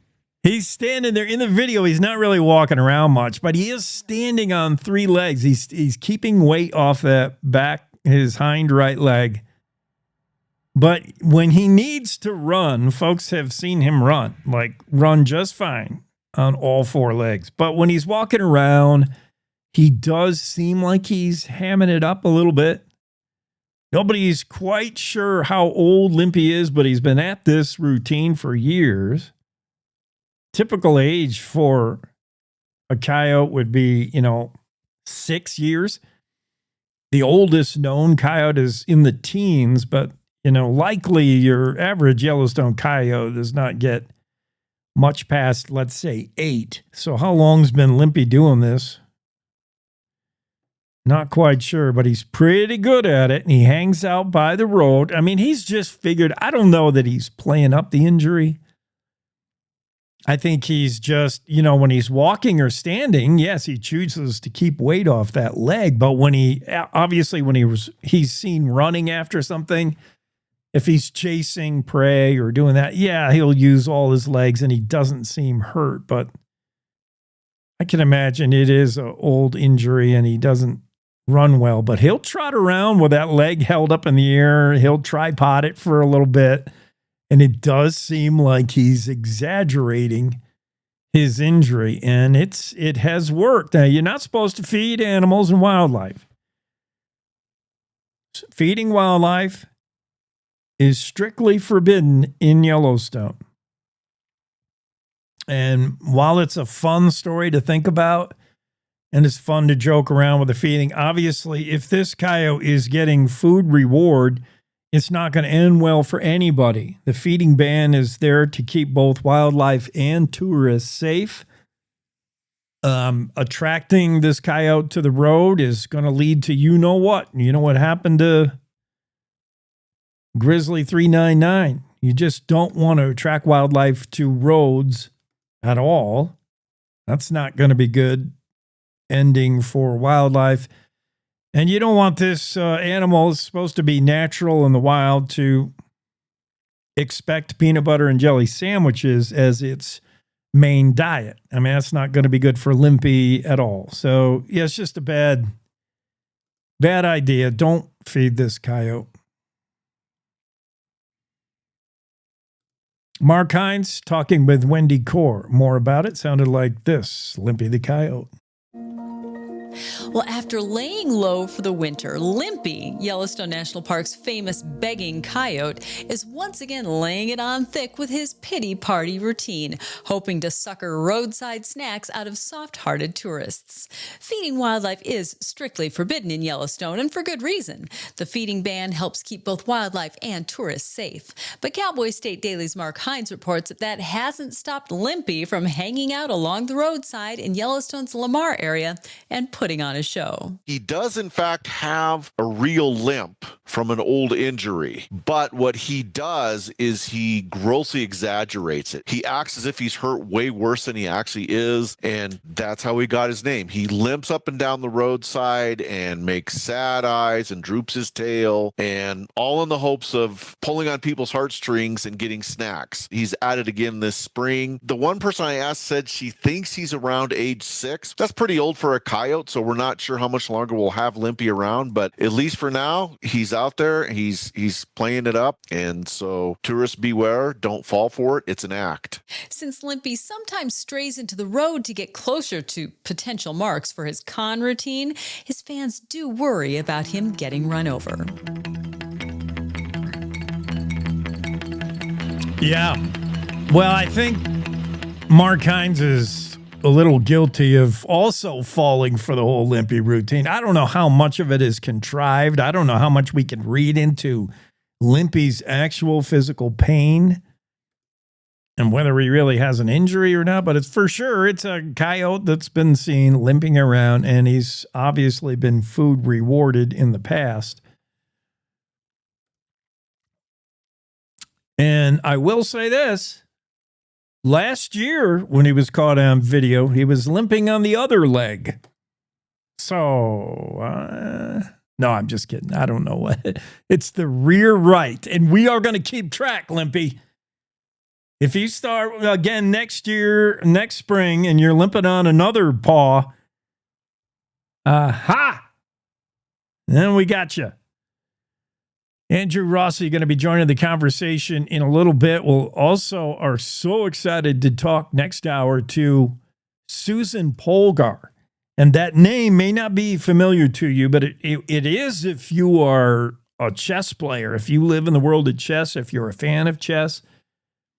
Anybody who, even if you don't know chess or don't like chess, the board game, I'll bet you were familiar with The Queen's Gambit, that popular TV series starring, what's-her-face? Anya. I just talked about her yesterday. It was her birthday the other day. Anya Taylor-Joy plays in Queen's Gambit. And that basically is the Hollywood version of Susan Polgar. Although Susan and everybody else will tell you it's not about her. It's not fashioned after her life story. It very well could have been. Susan broke the glass ceiling of anything chess related. She was the first woman, everything, and fill in the blank. First woman chess champion of Hungary. First woman to compete in whatever. First woman to receive a #1 international ranking. First woman into whatever the chess hall of fame is. Basically you're considered a grandmaster. First woman grandmaster in 2 different grandmaster categories. I mean, she was just first. She was a woman playing chess in the 70s and 80s when women didn't play chess.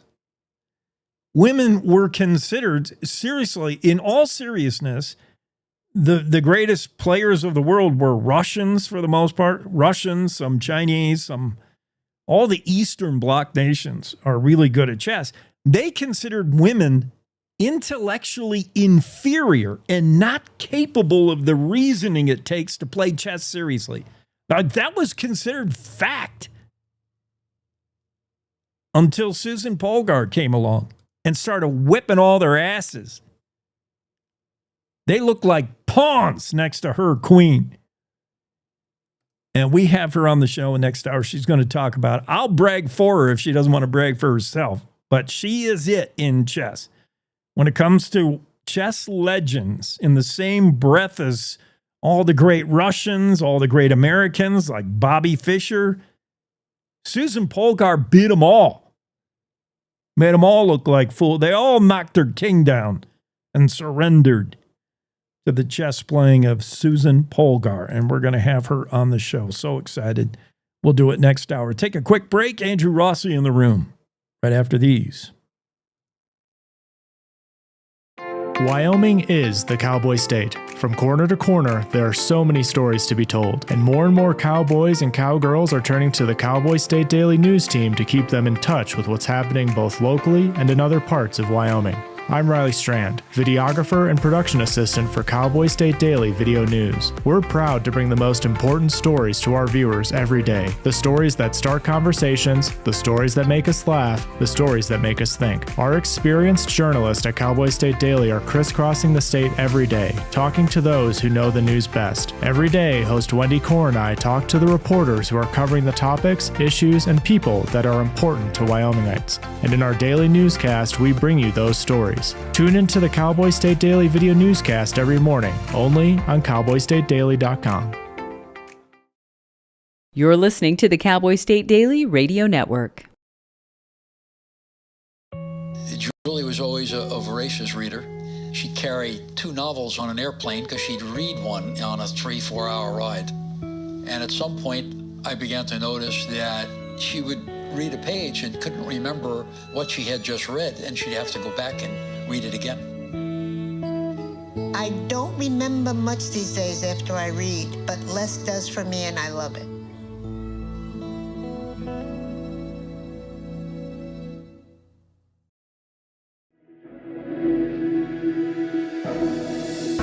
Logan Wilson here at the M Building in Casper, Wyoming. They do more than just support businesses and private events. They support nonprofits by offering reduced rates to help the community thrive. The staff here at the M Building have been incredible in helping me organize a fantastic event. They are great partners for those who want to make a positive impact on the community. Come check out the M for your next event.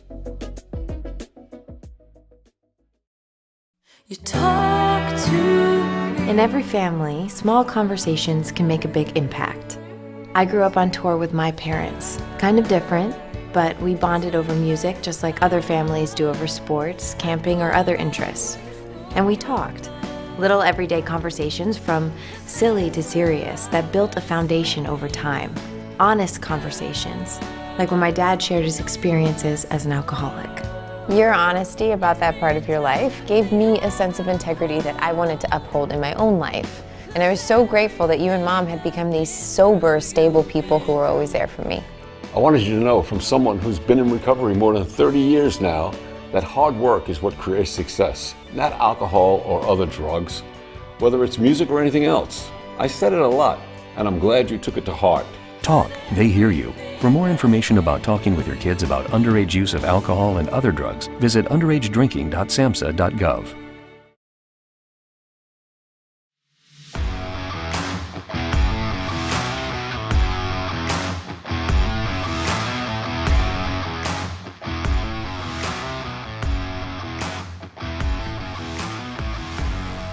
Cowboy State Daily Show with Jake, Friday edition. Andrew Rossi into the room. Andrew, got a bone to pick. You're in trouble. What did I do? Yeah, guilty by association. Just moments ago, I had to physically remove Don Day from the Zoom room thanks to his weather forecast. And there's nothing good about Good Friday in the Don Day weather forecast. It's all bad. Road closures.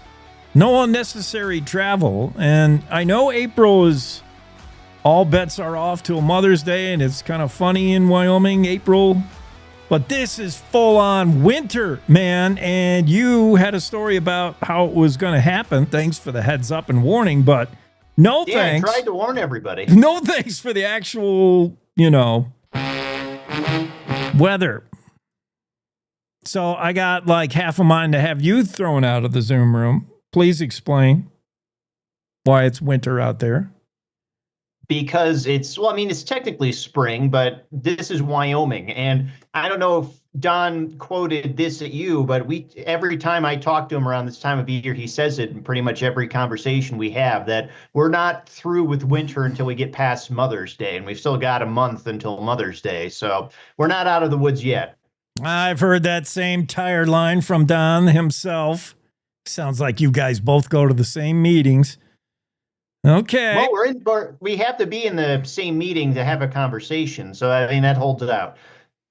Does this have anything to do with the pink micro moon? Can we blame it on that?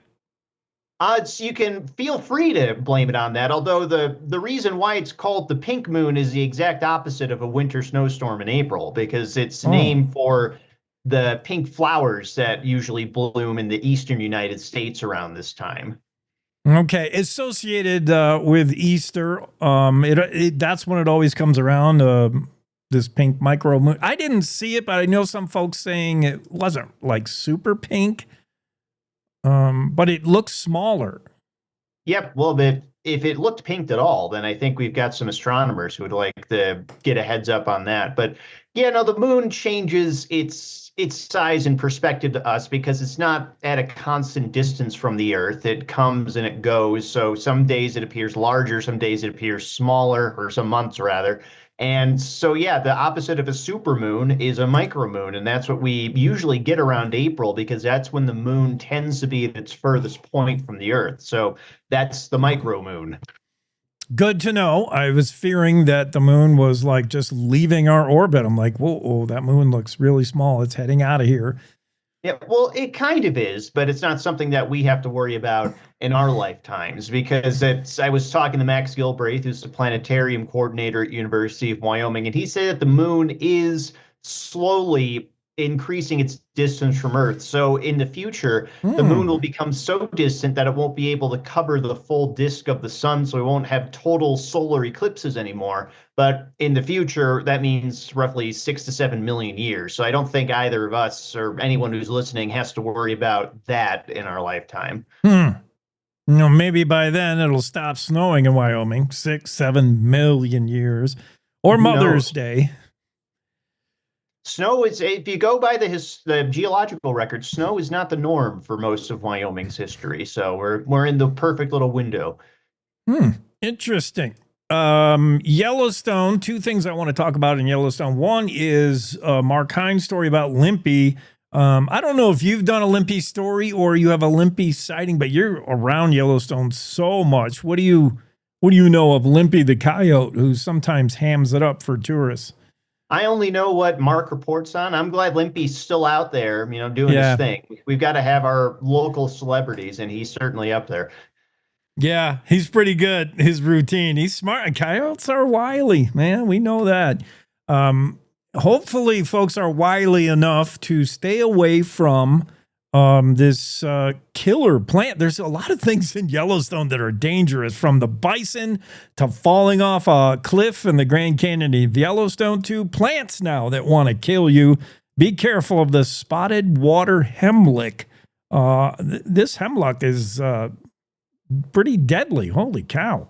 Yeah, it is. You do not want to mess around with. I mean, there are even people who get a reaction just by touching it. That shouldn't be most people, but the thing that's so nefarious about it is that it looks like a carrot or a parsnip if you were to pull it out from the ground. And if you're starving in the wilderness and you find, what looks like a wild parsnip, you're probably going to, choke that down as fast as you can. But just a mouthful of water hemlock can kill someone, and it's killed a few people, at least 2, possibly 3 in Yellowstone's history. It is considered the most dangerous plant in the United States, and it's a native plant on top of it. So it's a homegrown killer, if you will. Wow. Not just native to Yellowstone, you'll find it around Wyoming. You talked to one botanist who said, he's seen it growing in the alley in Cheyenne. Yeah, well, it's a weird one. So spotted water hemlock, you can find that across the United States. It's very widespread. It's easy to identify, thank goodness.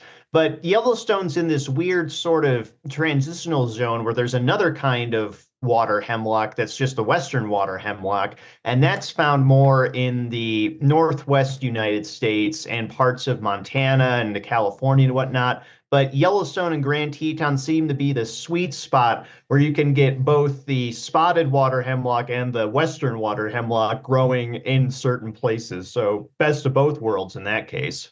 I'm looking at one of the photos of the water hemlock, and yeah, it does look like a very edible carrot type tuber. Like I might be inclined to eat it if I was inclined to be running around Yellowstone digging plants up to eat. I don't know why I would be, but I know Truman Everts, if you know of that guy who got lost, he got thrown off a horse and he was almost blind without his glasses. He spent like a month in Yellowstone on his hands and knees trying to get out, and he did survive eating bugs and maybe water hemlock, although probably not. He'd be dead. Nah, his story is remarkable, but yeah, if you eat water hemlock, it is possible to survive eating water hemlock, but you have to get treated almost immediately and have it identified almost immediately. But all the stories I've heard, the people who consume it are dead within 24 hours. It is not a plant to mess around with. Holy cow, I didn't think there was anything that deadly. And it is hard to pass the eye test. Like, usually things that are that deadly, like bad water, will have a smell. There's usually some indication you're about to be poisoned, but that's a little bit scary, and it should be a chapter in Death in Yellowstone. That should get its own chapter. That's so weird. Well, it's funny because it is. That's what I picked up my own copy of Death in Yellowstone, and that's what got me on the tangent to explore water hemlock, because he has a whole section dedicated to death by plant in the park. Fantastic book, by the way. Yeah. Incredible read. It is. And there's so many. I mean, Yellowstone, the West in general is dangerous, especially for people who aren't from around here and just take some things for granted and are silly in the back. Yellowstone can get you in a variety of ways and in a variety of chapters. And one of the oddest maybe is the plant life. Wow. Yeah, well, the nice thing about the plant life, though, is that the moral of the story is don't go foraging for food in Yellowstone unless you're 100% confident in what you're doing. So the water hemlock might be one of the most dangerous, but it's also one of the easiest to avoid. Leave that to the more than capable concessionaires in Yellowstone. If you get a hankering, if you get a little hungry. I love this feel-good story about the Carbon County Sheriff's Office and their return of the stuffy to the 8-year-old. I am surprised that they found this thing in all of Wyoming with the wind blowing, and you lose the stuffy on a return trip to where you're from, St. Louis, and the cops actually found. I couldn't believe it. They even found it, and how nice to get it back to the kids. Everything feel good about this. Well, you kind of hit it right on the head there, Jake. Nobody could believe it. And I think a lot of people still can't believe that this happened. The family couldn't believe that the Carbon County Sheriff's Office would be interested in helping them look for it, let alone be able to find it. The sheriff's office wasn't expecting to find it, and then it turned up, and the boy was coming to terms that he might have lost his favorite toy. And we all have something like that in our lives that we were super attached to, especially when we were young. So, and I mean, most of us grow out of it, but his parents they told me several times they were preparing for this to be a very important lesson on loss and how to overcome that, which, I mean, we all deal with, but it's especially hard for kids. So the fact that they didn't have to have that lesson because the Carbon County Sheriff's Office is like, we hear you and we'll see what we can do. And sure enough, this thing turned up. Hard life lesson averted for William K. Here are the players. William K. is the, 8-year-old? Bill and Christina are the mom and dad. They're coming back from Grand Targhee ski trip, driving cross country to St. Louis. Somewhere they stopped on I-80, and somehow this stuffy, a dog named Dog, falls out of the car, and it blows and rolls, and they didn't even notice it till they were way too far to go back. And then, just as, they didn't put out an all points bulletin, but the Carbon County Sheriff's Office, the sheriff actually called one of his deputies, rather than put it out over the radio, like all officers be able to look at. He said, he asked Tyler Christian, he's like, if you have time, there's this dog, and Tyler has kids, and he gets it, and he found the dog pretty quickly, pretty easily found that stuffy. Yep. And the dad, he pinpointed the spot where he assumed that they lost it. So he sent that map over to the Carbon County Sheriff's Office, and Tyler went out there and he walked the fence line, and then sure enough, he spotted it. So cool. Thank you, Tyler. Thank you, Carbon County Sheriff's Office. So many stories when the law comes for you end in a bad way in cuffs. This one ends in a great way. Care package sent to William, and he had to be pretty excited when he opened. And I'm glad the parents were ready. You know, they got the package and they had the cameras ready so they could show the sheriff's office back in Wyoming. This is how important it was to our kids. So cool. That's kind of uplifting story that we could all use. Great story, Andrew. Much better than your weather collaboration with Don Day. Yeah, we shouldn't collaborate anymore because when I collaborate with Don about the weather, it means something big's coming that needs discussing and usually not great. Yeah, if you guys have a tornado cooking up or another blizzard or something, just save it. Keep it to yourself. Let us know. We'll hold it for later at least. Mix things up. Give us some, a heat wave, record-breaking high temperatures. Give us one of those, maybe. See what we can do. Thanks. Have a great weekend. Appreciate it. You too, Jake. Andrew Rossi joining the Cowboy State Daily Show, talking about stories that he's covered. You got to check these out. The pink micro moon, that goes back a little bit. The Wyoming Sheriff's Office, Carbon County SO, returning Stuffy to the 8-year-old. I love that. And a little word of warning. In Yellowstone, don't be digging up some plants that you think are carrots and chomping on those. You could be dead real fast. Who knew? All these stories we're following on the Friday edition of the Cowboy State Daily Show. Next hour, once again, Susan Polgar will be joining us. Grandmaster chess player and world famous. We're so honored to have her on the show. Get ready.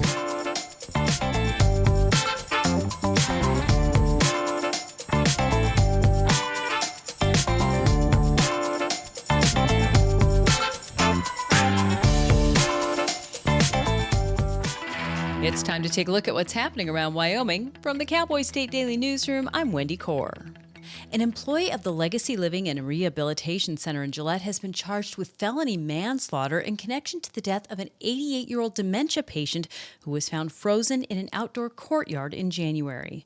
Cowboy State Daily's Jen Coker reports that 57-year-old Bernard Hale is charged with criminal recklessness that led to Judith Duvall's death, allegations backed up by surveillance video. They could see Judith Duvall walk out of the building at 6:51, and they could see her kind of walk away, stumble, and then fall. And clearly she was there. She struggled for about 20 minutes to try to sit up and get herself up, but she couldn't. And she eventually stopped moving. And while Judith Duvall was outside, Hale actually went and wrote entries in her case log as if he was helping her. So all of the duties he should have been doing. At the time, Hale was a certified nursing assistant at the facility and was terminated following the incident.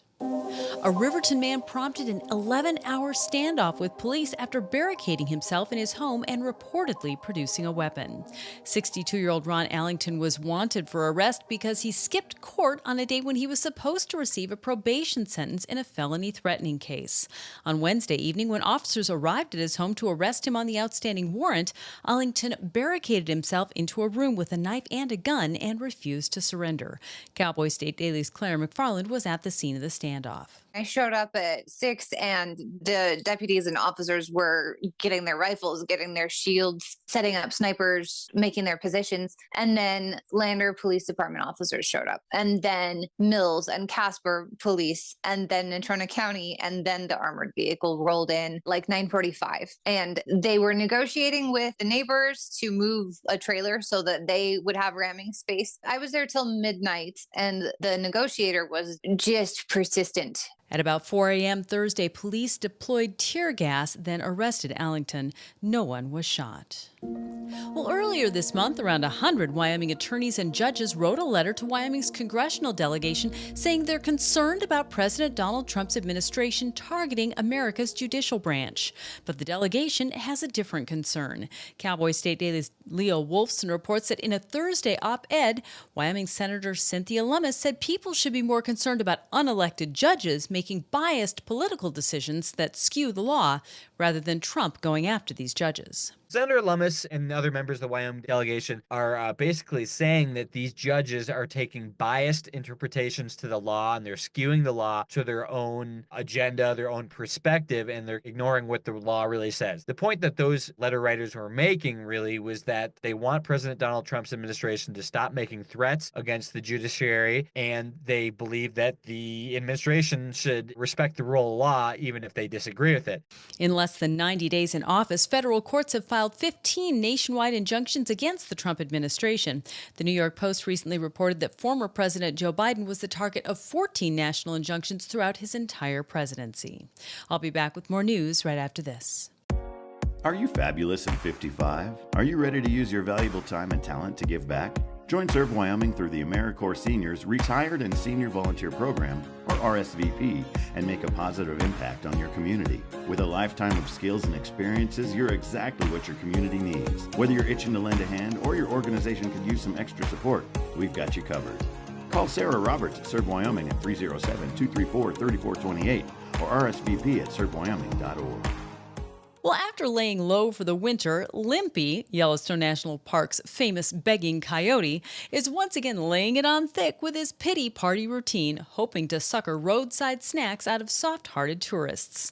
Feeding wildlife is strictly forbidden in Yellowstone, and for good reason. The feeding ban helps keep both wildlife and tourists safe. But Cowboy State Daily's Mark Hines reports that hasn't stopped Limpy from hanging out along the roadside in Yellowstone's Lamar Valley and putting on a show. He does, in fact, have a real limp from an old injury, but what he does is he grossly exaggerates it. He acts as if he's hurt way worse than he actually is, all in the hopes of pulling on people's heartstrings and getting snacks. Since Limpy sometimes strays into the road to get closer to potential marks for his con routine, his fans do worry about him getting run over. And that's today's news. Get your free digital subscription to Wyoming's only statewide newspaper by hitting the daily newsletter button on cowboystatedaily.com. I'm Wendy Core for Cowboy State Daily. How do you know when you've made the right decision? It's the feeling you get in your gut. The one that tells you what's right or wrong. It's the one that says, sure, I can have a drink. Or the feeling that says, okay, I've been drinking. Now what? It's the voice inside you that says, I'm buzzed. Better leave the car when it's time to go. Plan ahead. Catch a sober ride. Buzz driving is drunk driving. I don't think that many kids in my son's school even do it. He makes fun of his friend who vapes. He would never try it. She's into soccer. She's on the honor roll. She's just not the type. No way. No way. No way. No way, my kid would never vape. Get your head out of the cloud. Today, nearly 8,000 kids will start vaping, maybe even yours. Learn about the dangers at talkaboutvaping.org.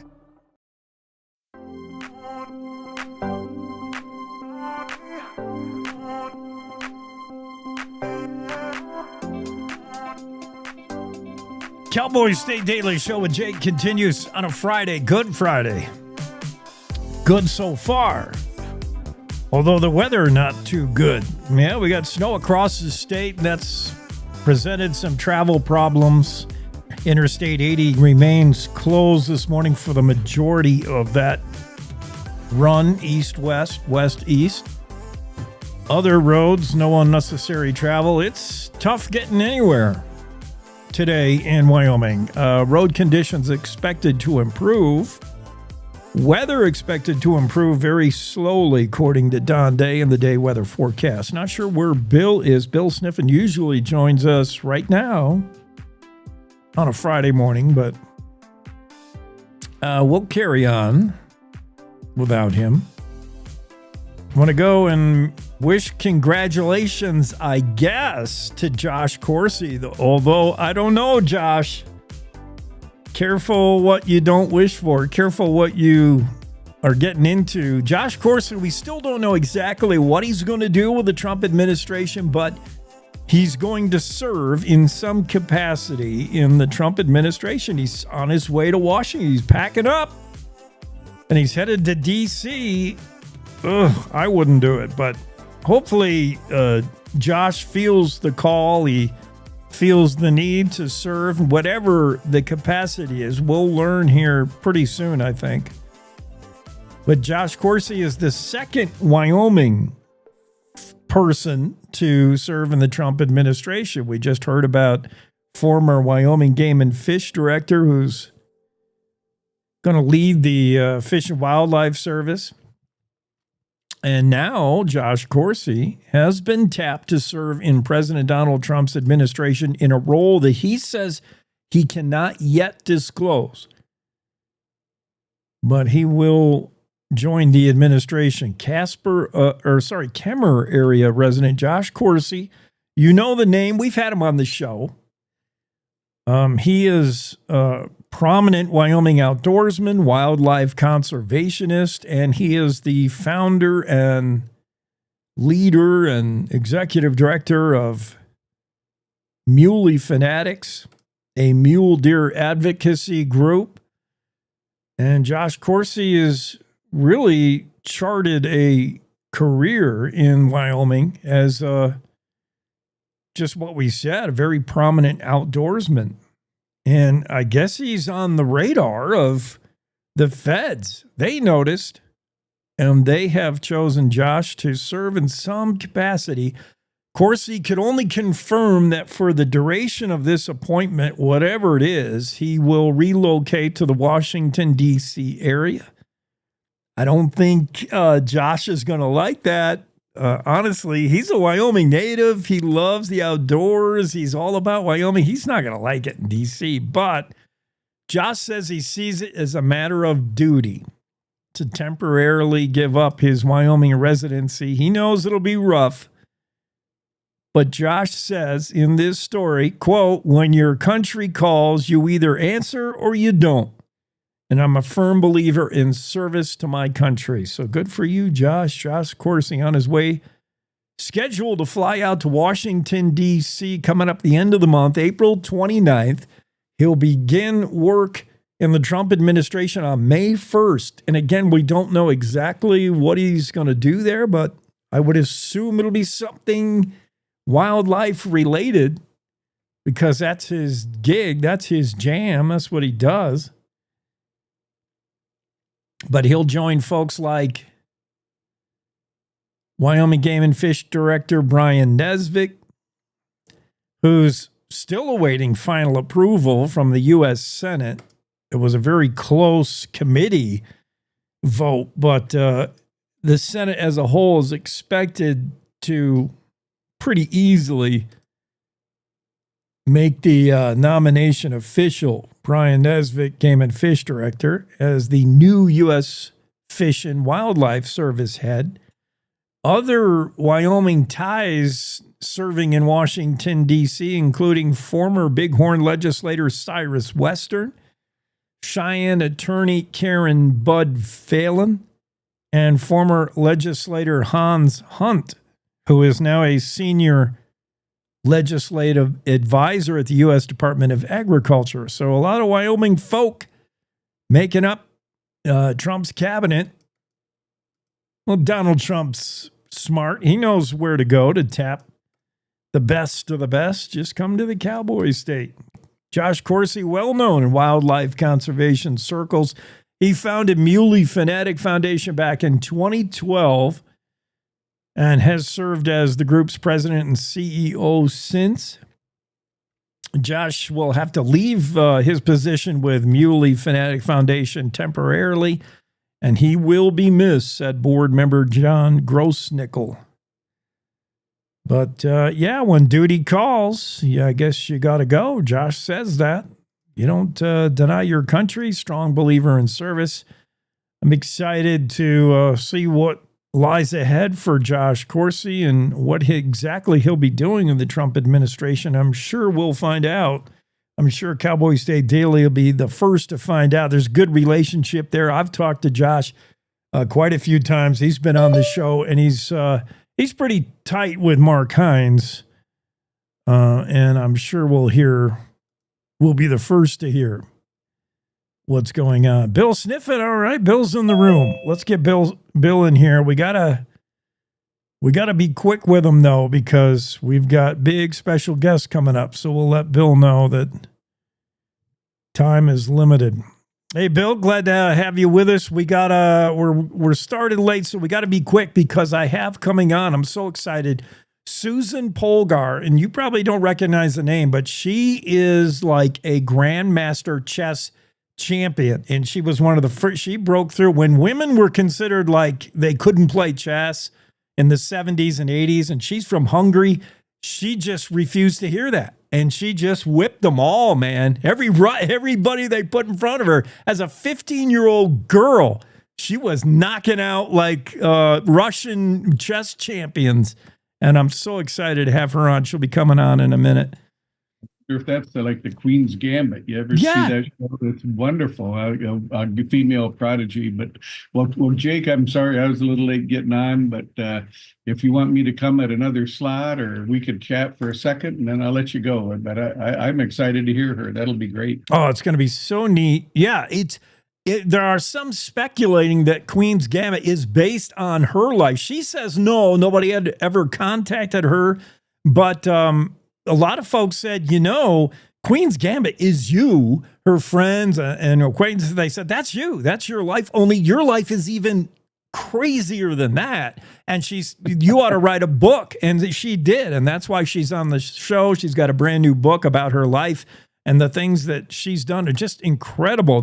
Can you imagine the challenges she faced as a teen, as a girl? Like some men refused to play her. Some considered her a joke until she started knocking their king over. And then they're like, oh, she's somebody. It'll be fun to talk to her. I guess, I wanted to ask you if you've ever encountered Limpy, the beggar coyote who has a little bit of an act in Yellowstone. You ever seen Limpy? I wish that I had, but Yellowstone is so big, and that's my column about this week is about Yellowstone, and about my 54 years of going to Yellowstone every year, and I recently gave a talk about Yellowstone and just what an amazing place it is. But no, I don't know. I'd love to see Limpy, but I've seen the wolves and I've seen the bison, but I don't know how Limpy can survive in Yellowstone. Man, I tell you, the wolves eat those guys for lunch. Yeah, and he is in a very wolfy area. He's in Lamar Valley, which is filthy with wolves. I mean, that's the one place you go to see wolves. And Limpy's got it figured out, though. He's like, I'm not going to go out there eating voles where the wolves live. I'm going to sit alongside the road where the snacks fall out of these metal car things. Yeah, maybe he's got it all figured out. I would think so. I really would. But anyway, so yeah, that's what I'm writing about. And I was down in Texas, and some friends of mine asked me to give a talk about Yellowstone, and only 3 people in the room had ever been to Yellowstone. And so I told this story about the last time I was there. It was in October, and we made a quick one-day trip, 500 miles in one day, and how. But I interview people when I travel, and I ran into some Texans up there, and they were riding their motorcycles from Texas to Canada. And I said, well, what's your names? And they said, Mr. and Mrs. Iron Butt. Yeah. And I thought that's appropriate. I don't know what their name, but one of the big supermarkets in Texas is HEB supermarkets, and that's Herman E. Butt. That's the guy that owns these giant stores. But anyway, coincidentally, but yeah, I'm a big fan of Yellowstone, and I'll come on another time and talk all about the secrets of Yellowstone that I've seen and my favorite places. But it's all good. Jake, you still have sun. My gosh, you really did soak up some sun down there in Mexico. You've been back for a week, haven't you? Yeah, I'm still holding sun. I'm going to have to because there isn't any today. It's snowy across the Cowboy State for sure. Right. I actually over a foot of snow here in Lander. Ooh. And it's although behind me you wouldn't believe that, but it's a crazy time. It's but it's that time of year when it's definitely what do you call it? I'm trying to think of what I'm trying to say here. You and your spring of deception. I was going to ask you, where are we in the? Yeah, that's what I was going to say. The Yeah. spring of deception, where you have 70 degrees, so you think, well, whew, we got all that behind us, and then boom, here comes a foot of snow. And Lander and Jackson are pretty unique that way. I suppose Big Piney and Pinedale might get a little of that late season snow, but and what's really funny is Lander will get a foot of snow and Riverton will get 3 inches, and by noon the snow is gone and Lander is still there 3 days later. But that's what we like. Why wouldn't you want to live in a place like that? So that tends to be you guys east of the divide to get that late snow. Like I'm, here in Jackson, we get snow every single day of the winter, just snow. And then now in April, we usually get a break and we start to see spring. And then it's you folks, east of the divide and Lander and central Wyoming, they get these spring storms that, I don't want nothing to do with those. I should talk to Don Day about that. I think it's something to do with something called upslope, but I should know more about the weather. Us old timers, as I talked to you about a couple of weeks ago, we love to talk about the weather. Well, I shouldn't be a better expert, Yeah. But I should know that's an upslope condition, we're right. on the east side of the mountains, and this is and be a voice of authority. But I've always heard the expression upslope, and I've never said, what the hell does that mean? So maybe Jake, are you a weather expert? No, but I know it has to do with the spin of weather and basically all winter long you get that that southeast flow, but in the end of the season, in spring, the weather is spinning, so you're getting the back end of a circle. So you imagine like a low pressure and it's spinning and it's shoving up against the Tetons and it's shoving up the western slope of mountains and dumping its snow over here. And then in the spring, for some reason, those weather, it comes back around and you get the back end of the circle, the counterclockwise, and it shoves up against the eastern slope and dumps snow there. It has to do with that. Don explained it to me once, and I couldn't really get there with it. I mean, who can, he's a meteorologist. I'm just a chess expert, just trying to figure out which way to move my bishop. Susan's here. We're going to talk to her. Thanks for popping on, Bill. Appreciate it. That I'll check in with you next week at the regular time, and I'm sorry I was a little late today, Jake. Yeah, no problem. Have a good day, and tell her I'll be watching. I'm a big fan of Queen's Gambit, and I'm a big fan of chess and girls playing chess. See you later. All right. Bill Sniffen joining the conversation. We'll get Susan Polgar in here in just a moment. Let's take a quick break on the Cowboy State Daily Show with Jake, coming right back after these.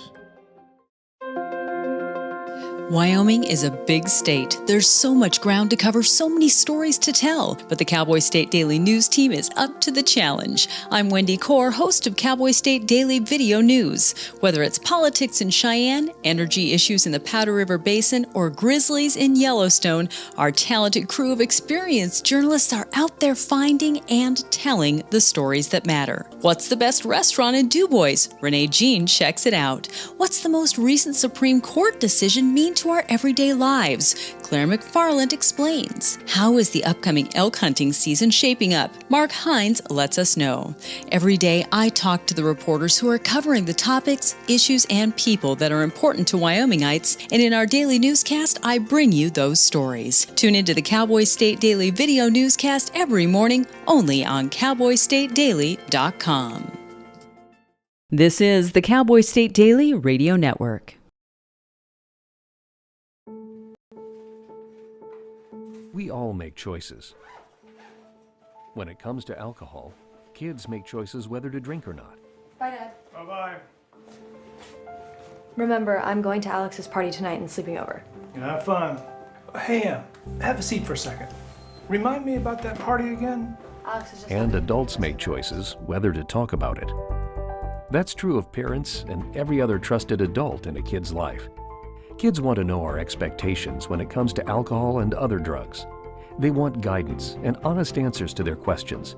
And it makes a difference when the message is consistent and part of everyday conversations. So talk with your kids and help lead them on a positive path. Because when you talk, they hear you. For more information about talking with your kids about underage use of alcohol and other drugs, visit underagedrinking.samhsa.gov.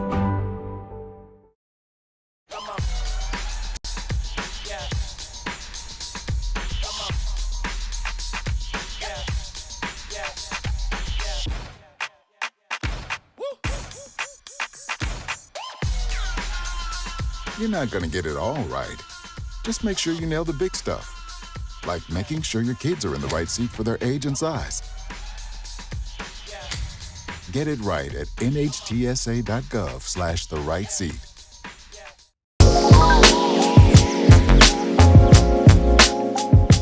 In 2023, arm pump was holding me back.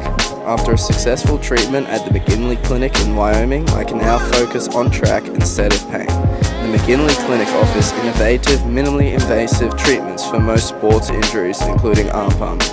They got me back to peak performance and back on the podium. Go check out McGinley Clinic today.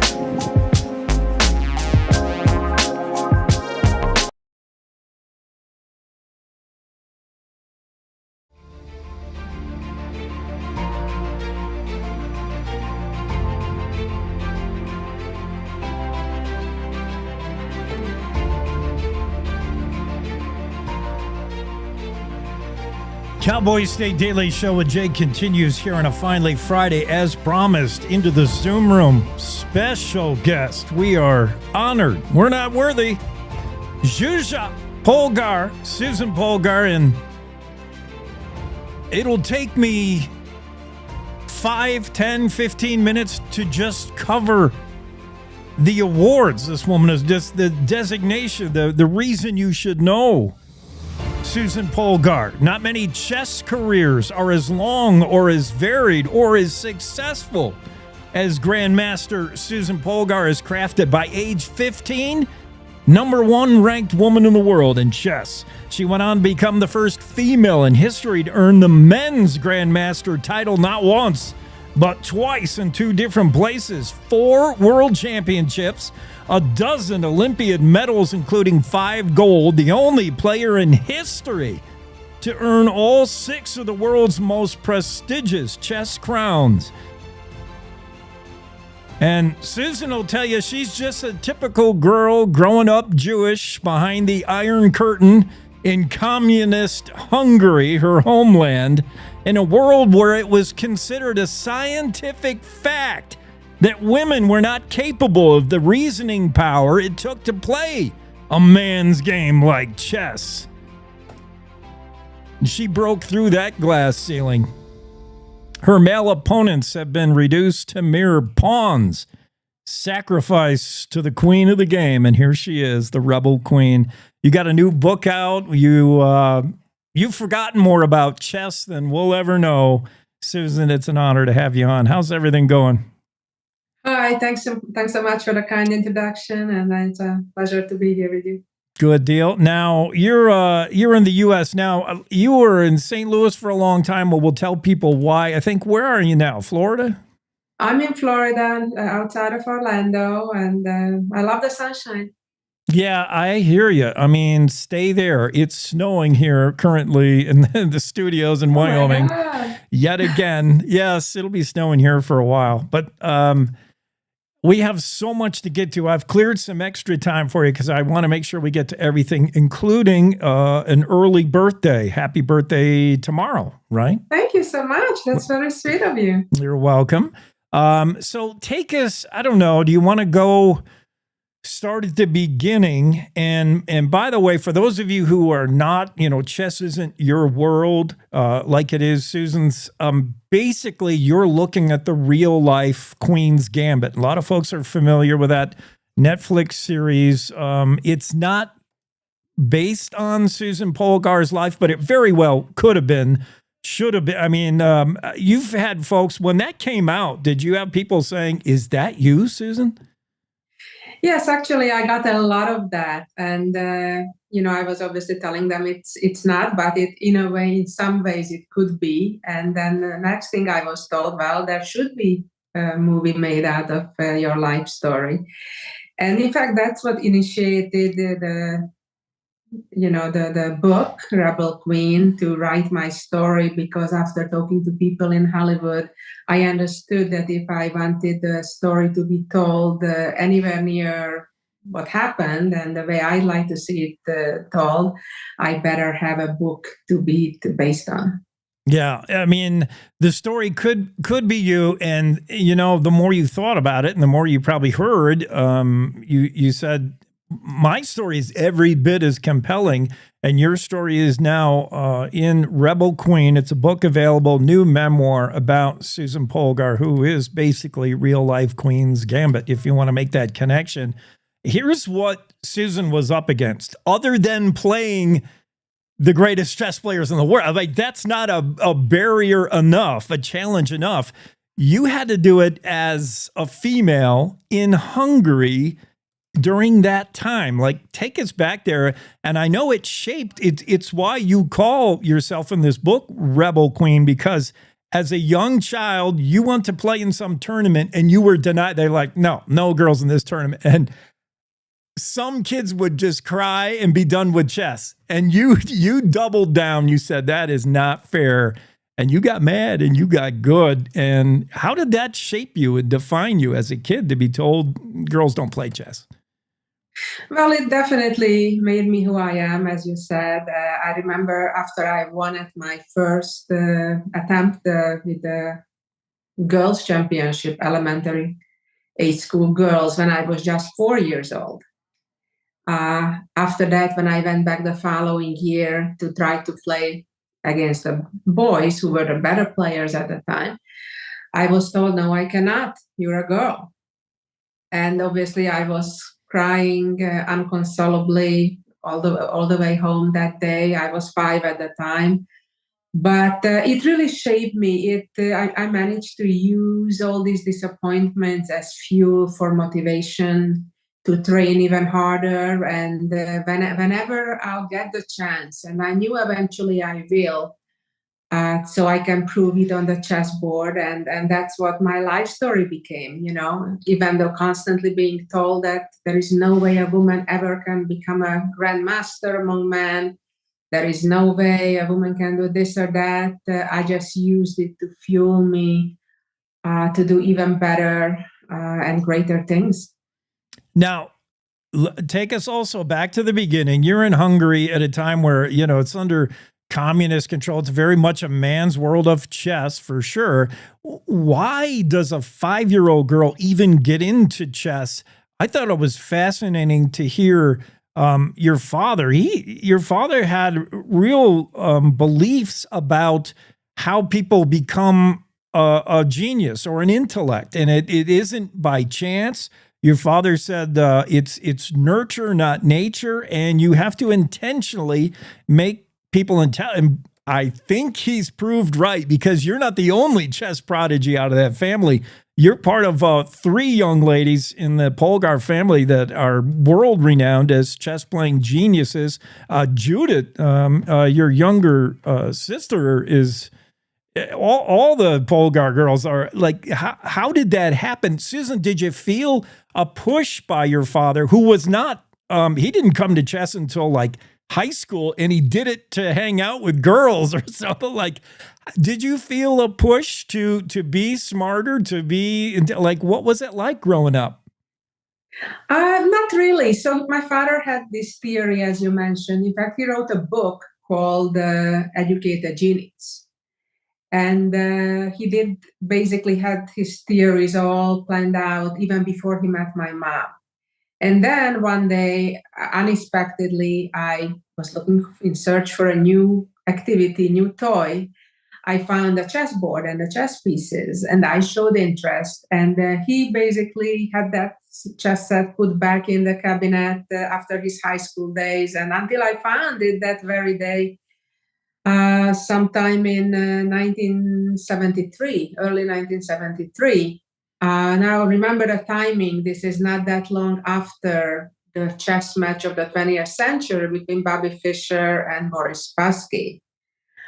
But all that didn't matter. My father didn't know what the subject should be to try to test or prove his theories. And when I found the chess pieces and the chess set, he thought, well, that's it. You know, it's amazing. It's we come from a very humble beginnings, and you know, it's inexpensive. He at least has a little bit of knowledge in it, even if not much. And you know, it's an activity where your physical size or your gender or your strengths doesn't matter. You know, it's all about the intellect. And hence we started learning. He started teaching me, and he's an educator, a psychologist by education. So he was excellent. He knew how to pass me on his passion for the game. And initially, and even for a long time, you know, he approached it as an art, and he showed me the beauty in the game. And winning obviously is an important part as a competitor, but for a long time, it wasn't the key element really we focused on. It was more of enjoying it as an art, understanding it, the logic behind what's happening. So it was very, very enjoyable. And I mean, my father was clearly encouraging me, but he wasn't pushing me out. I didn't need any pushing, so to say, because I just enjoyed the environment and the mystery of chess and discovering new things every day. And then probably beating your father at the game in a couple of weeks after he showed you, here's how you move a bishop. And then, you know, a week later, as a 5-year-old, you were... Well, it took longer than that. Okay. You know, it definitely wasn't weeks. Actually, until I was 10 years old, he gave me a fight in our games. And that's because we were kind of learning together. So as I showed interest in the game, he discovered that there is such thing as chess books. And we started learning together. So he was, of course, ahead of me for quite some time. But eventually, I caught up with him, but he also improved. So when I started playing chess, he was, you know, at a pretty beginner level, intermediate level. But he was teaching me from the books, he also learned. And he became a pretty good amateur player eventually.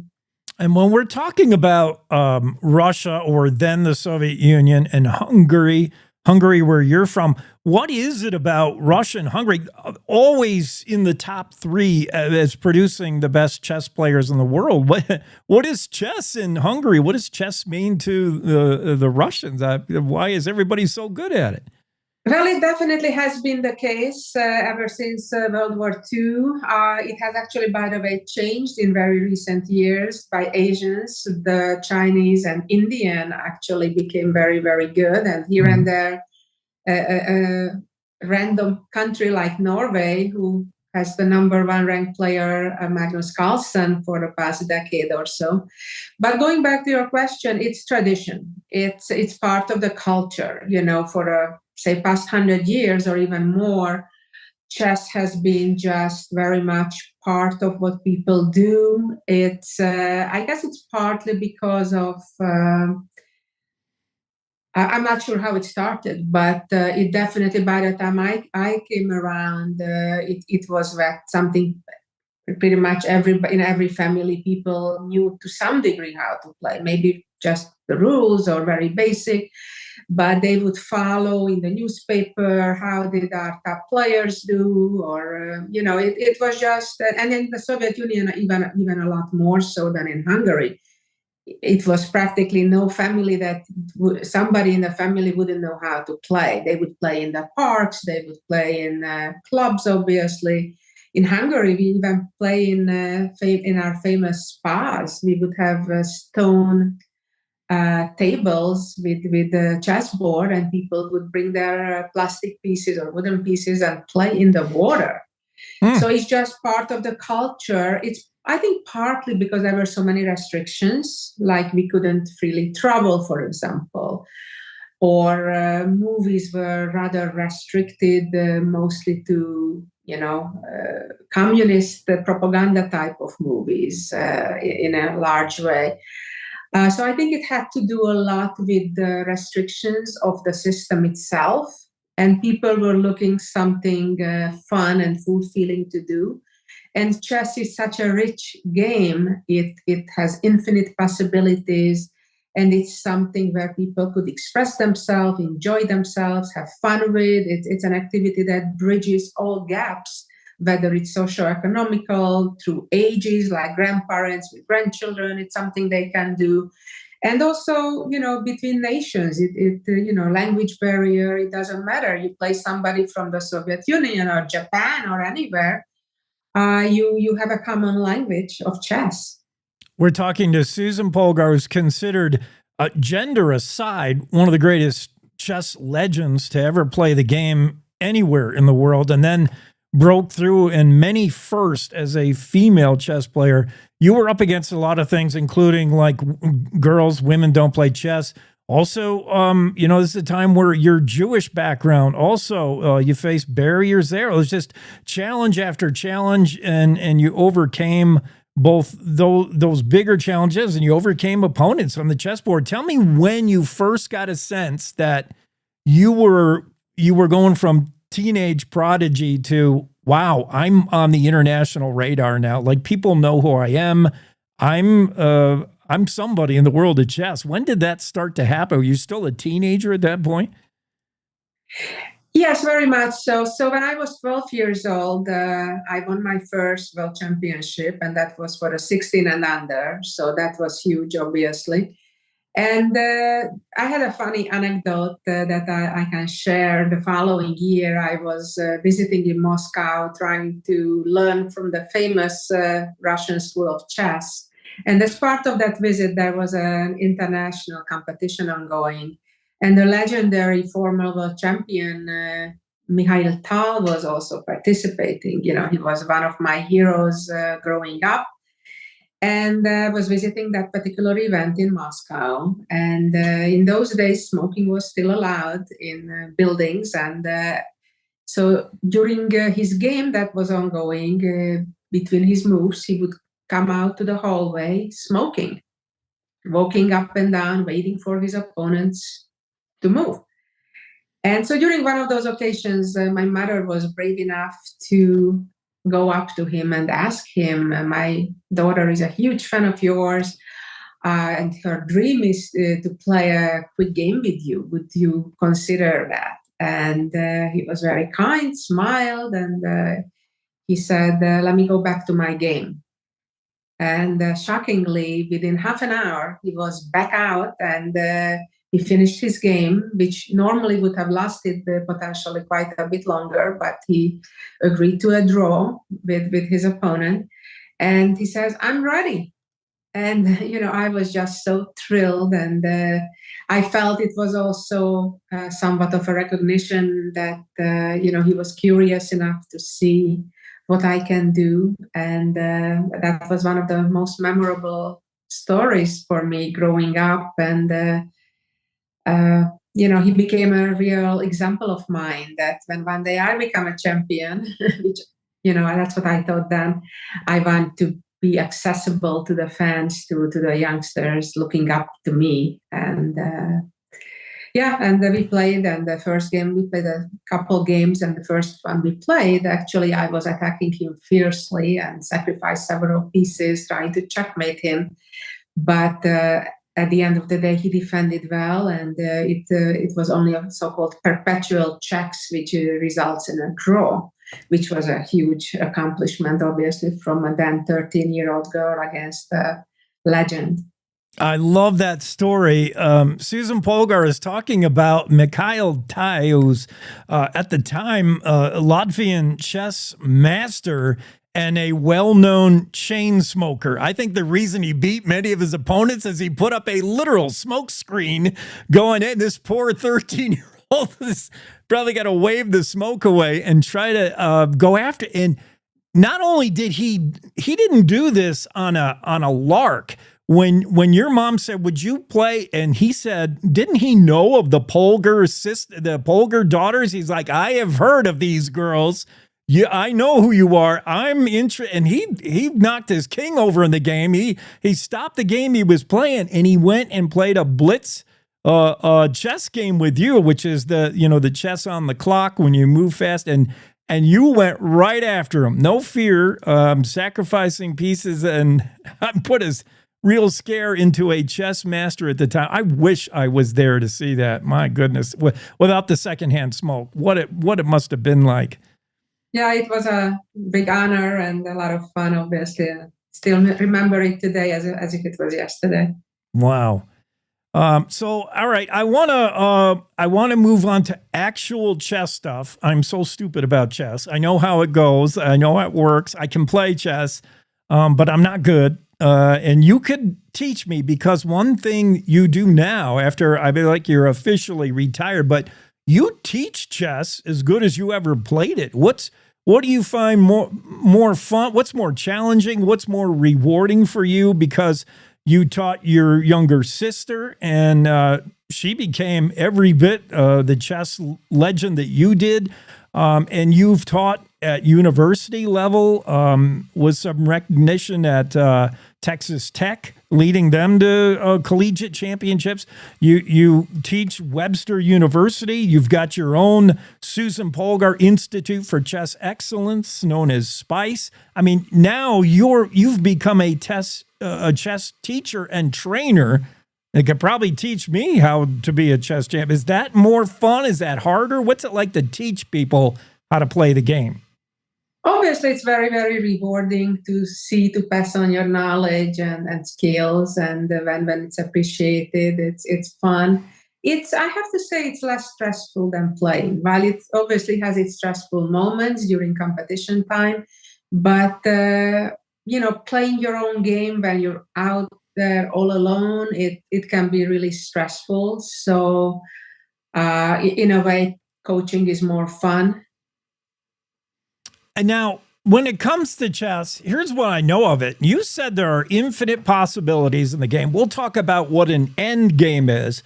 But from what I know of chess, every chess master, every great chess player has their own style, and it's identifiable. Maybe they like to play defense. Maybe they like this particular opening. To me, it seems, I know there's hundreds of variations of openings, but doesn't the game get very predictable when you know, all right, this is how he or she likes to play, and here's how I play, and here's how it's going to go? Or really, do you just never know? I mean, it seems like to me, when you're as good as you are, Susan, if you're white and you're going first, you're going to win. Or I don't know. How many? Well, it's more complicated than that. Yes, opening theory is obviously a big part of being a professional player, when everybody studies the different starting options, and sometimes it's being analyzed 10, 20, 30 move deep, or sometimes even longer. So it's very much part of the game today. And in fact, there is a movement that Bobby Fischer really started to advocate for. In fact, it has been called a Fischer random, when you know how behind the pawns you have a certain setup of the 8 pieces, and this variant basically mixes it all up randomly. And that there are 960 different starting positions, even when there are restrictions such as both sides would have it randomly mixed, but it's symmetrical between the white and the black pieces. So that's going on. It's becoming more and more popular, by the day. But I think for the average player, for the amateur player, it's nothing to worry about. As long as you follow opening principles, you don't necessarily have to memorize all that much. One of the basics, let me give you just a tiny bit of advice, chess advice, that the center of the board is the most important part. So when you start out of the game, you want to get your pieces towards the center and less so usually to the side. And then the second most important advice, or vice versa, is make sure your king is always safe. And to do so, you generally want to castle as soon as you can, to hide your king towards the corner. So the king is the only piece that you actually want to hide towards the corner. So it stays out of danger's way.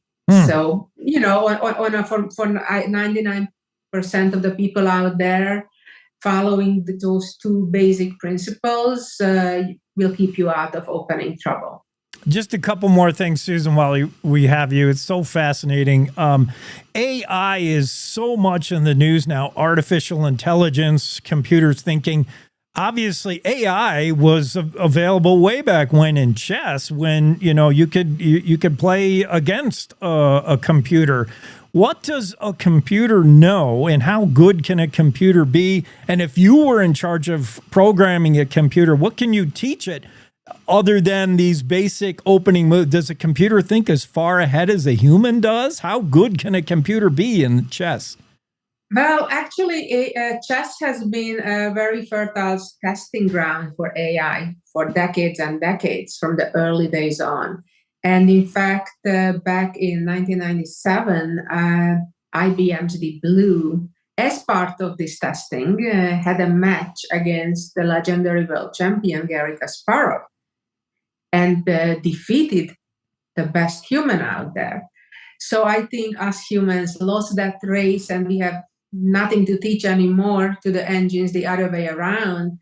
The AI, the chess engines are teaching us humans already for decades, ever since that victory happened for IBM at the time. And ever since, there are even, of course, even better chess machines, chess engines out there, and actually some of them available out there for free for everybody to learn from.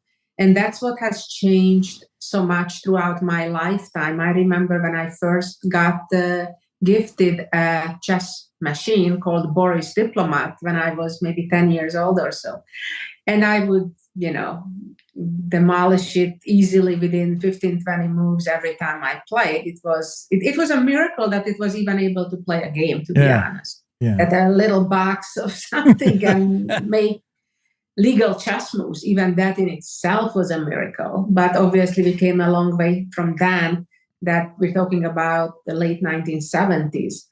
And through slowly, I remember when Garry Kasparov himself was saying that computers have no intelligence, they cannot play chess, to later him saying that there is no way the machines will catch up with humans in his lifetime, until the time that he got defeated and he had to concede and admit that he underestimated the potential of programming and AI and all that, and we lost the fight. And it was interesting to see, while it was a competition between humans and the programmers, right, and the technology, and we lost it, and now we just utilize it. It's kind of an analogy like a car, right?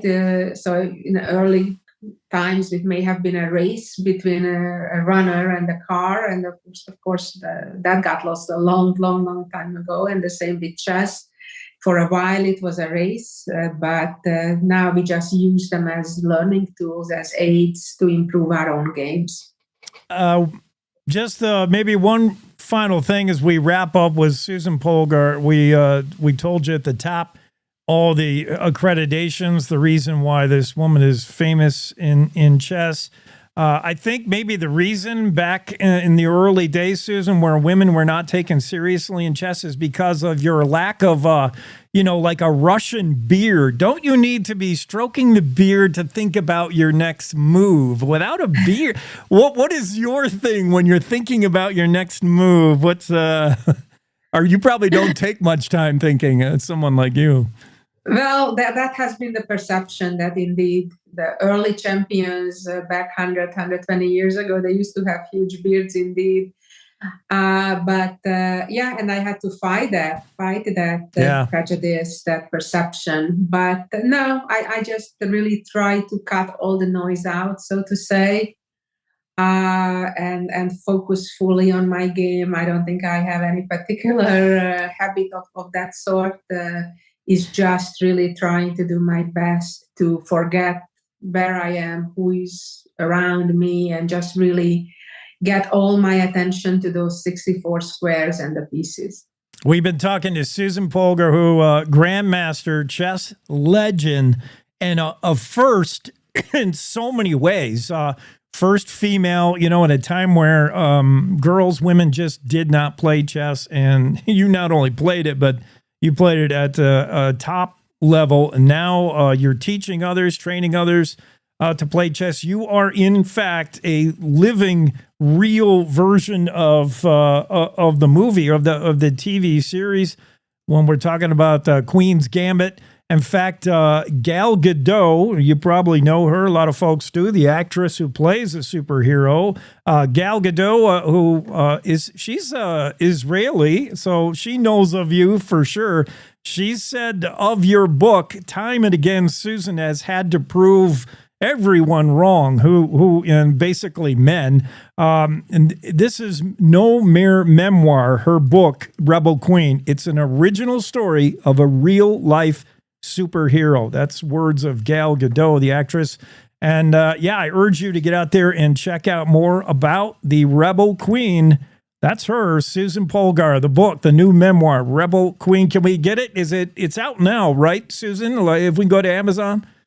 Yes, it was released March 11. It's on Amazon and everywhere where books are sold. All right. Excellent. Well, again, happy early birthday to you tomorrow. And it has been our great honor to talk to a chess legend such as yourself.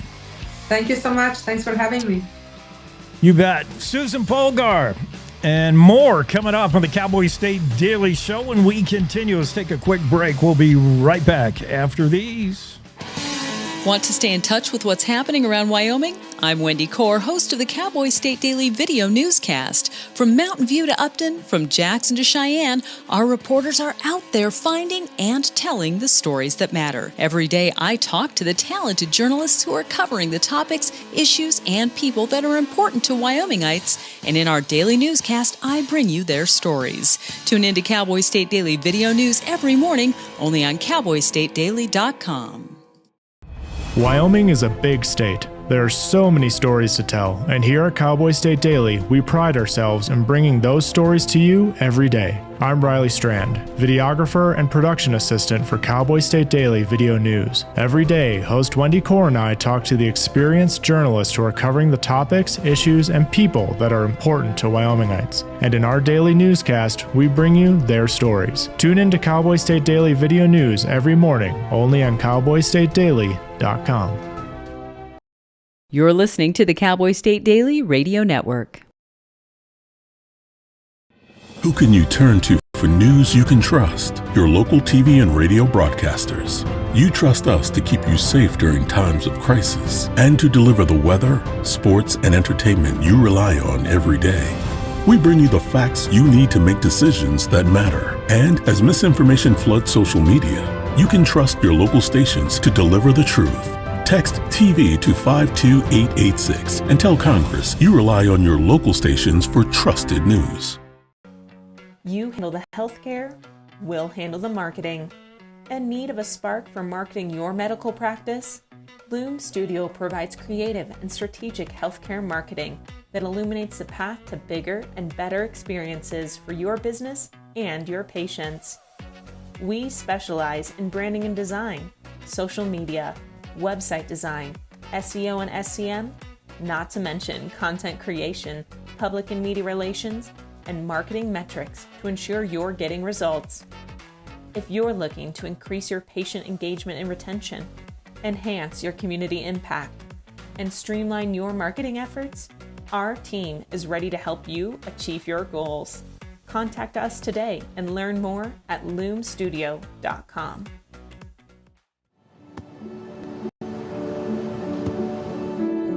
I don't remember how it started. Go to that. Our back and forth. It always came back. Dad! You probably don't remember what you told me, That was perfect. but I heard every word.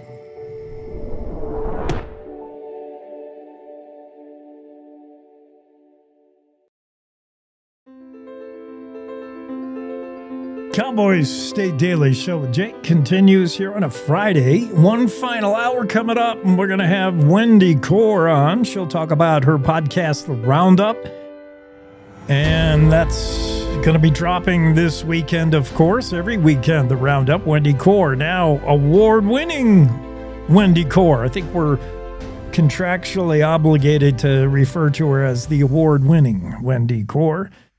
Her podcast, Roundup, and we'll find out who her guests are. We'll talk news with her. Also, coming up this hour, next hour is Leo Wolfson. We'll talk a little bit of politics with him, and Leo has a couple of stories in the Cowboy State Daily. Got to check out stories that we're still getting to this morning.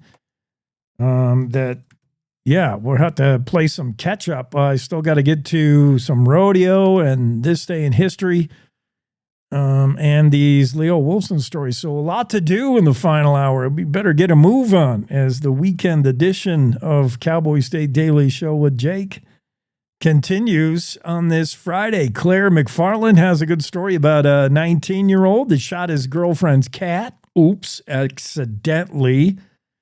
And what went on with that? Joe Pickett inspired bourbon. I'm a big Joe Pickett fan. Right over my shoulder, right there. A whole bunch of CJ Box Joe Pickett books, and there's a new Joe Pickett bourbon out. We're going to talk about that as well because it is the weekend. So we're going to do all that and more coming up on the Cowboy State Daily Show.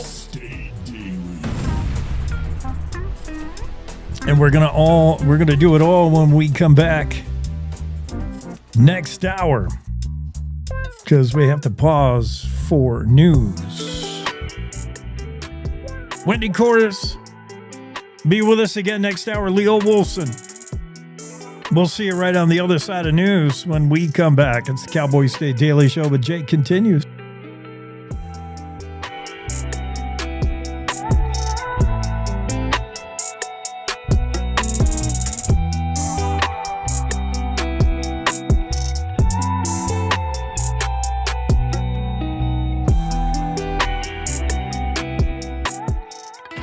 It's time to take a look at what's happening around Wyoming. From the Cowboy State Daily Newsroom, I'm Wendy Core.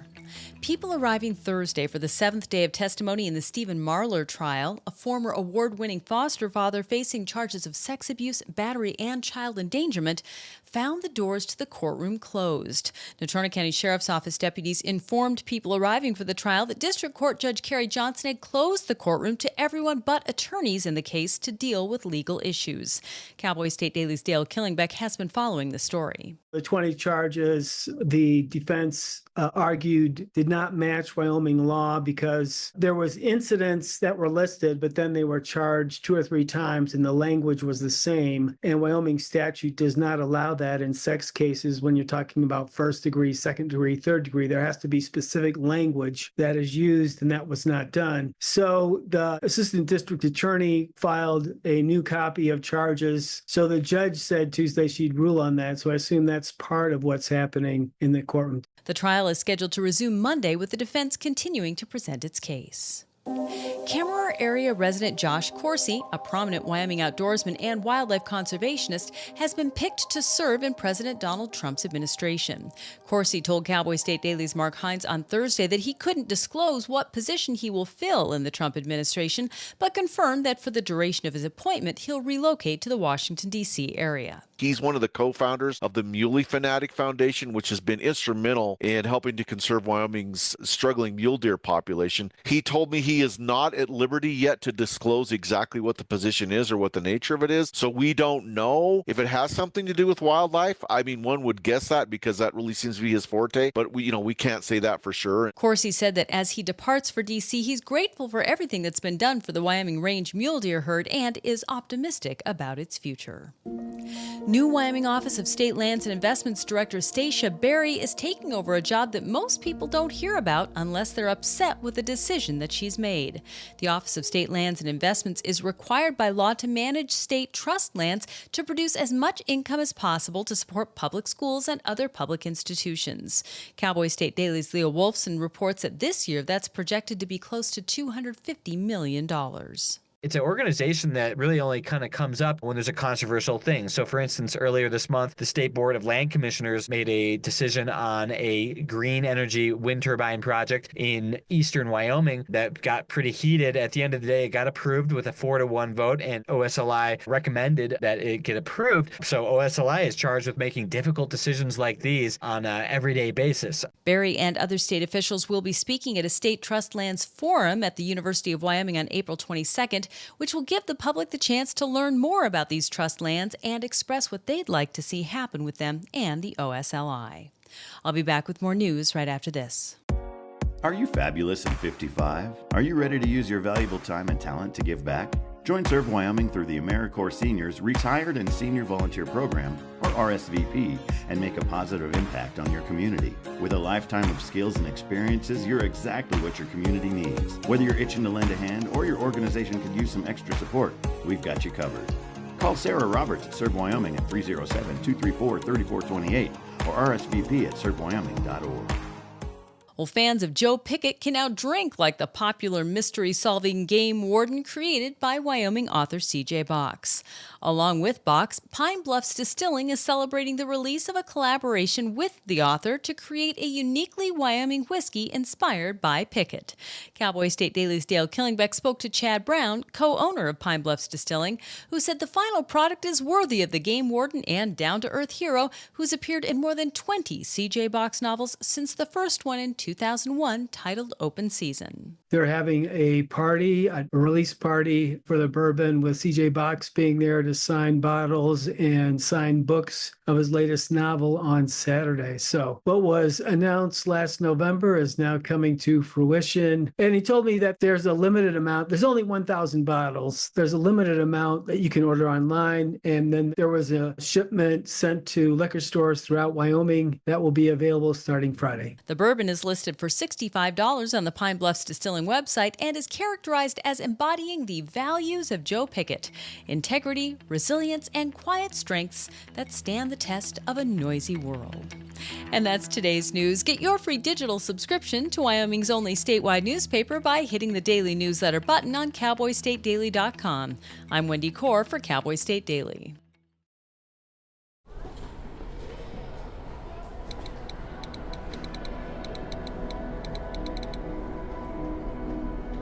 Some people judge a book by its cover, and if you're not what people are looking for, you're kind of like a reject.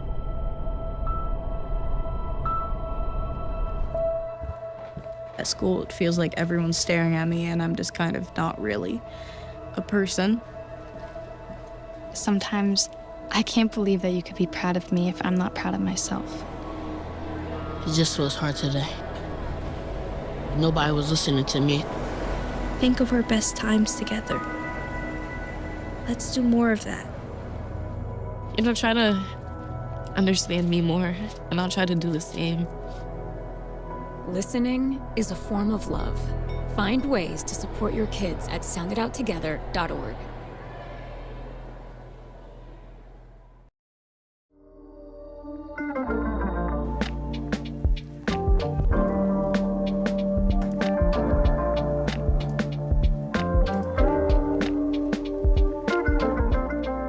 Cowboy State Daily show with Jake continues here, just kicking back, starting the weekend early, enjoying a cocktail. Oh, what the world's most expensive cocktail. What would you pay for one drink? One cocktail. If it's a Joe Pickett bourbon, I might go up there. That's a $10, $15 drink, right? A Joe Pickett inspired bourbon that's going to hit the shelves this Friday. Fans of Joe Pickett, who is the mystery-solving game warden created by Wyoming author C.J. Box. One of my favorite series to read. Pine Bluffs Distilling is going to celebrate the release of their new bourbon collaboration with C.J. and created a uniquely Wyoming whiskey inspired by Joe Pickett. Look for the big coming out party. It's going on tomorrow. I thought it was today. Looks like tomorrow, They're hosting a bottled in bond bourbon, Joe Pickett bourbon. It's going to be, I see it's available to select retailers around the state today. So you may see that bourbon show up, but a big release party tomorrow in Pine Bluffs, Wyoming, I can assume. Pine Bluffs Distilling is in Pine Bluffs, Wyoming, which is right there on the Nebraska border east of Cheyenne. So if you're in the neighborhood, that might be a cool place to go enjoy a $10 bourbon, $15 bourbon. But what about a $41,000 cocktail? It breaks the world record. I think Guinness keeps track of world records, right? Guinness World Record, most expensive drink ever. It was just debuted in Dubai the other day. Dubai, of course, is a place where you're no stranger to things luxurious. It seems like the opposite of what you would expect in an Arab nation, but United Arab Emirates is kind of relaxed in some ways. They certainly invite tourism. Dubai is all about luxury. Dubai drips. Dubai is dripping in drip. And now boasts the world's most expensive drink, a $41,160 cocktail. Woo! Served in a Baccarat glass, one-of-a-kind cocktail, redefines Dubai luxury. The reason, so how do you even get to $41,000? What could possibly be in this drink?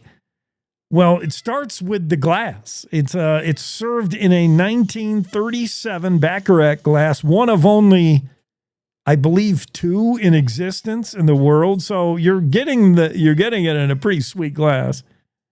A piece of French crystal history. It's pretty impressive. And then the ingredients, I don't know. There's a special edition Patron tequila in there. It's technically a margarita, so you got a $41,000 margarita, and you're looking at some high-end special edition Patron from master distiller David Rodriguez. I don't know what else is in the drink, but you would assume it has to be something super special to get up to the $41,000 range. Into the Zoom room, Leo Wolfson, are you ready to shell out for a $41,000 cocktail?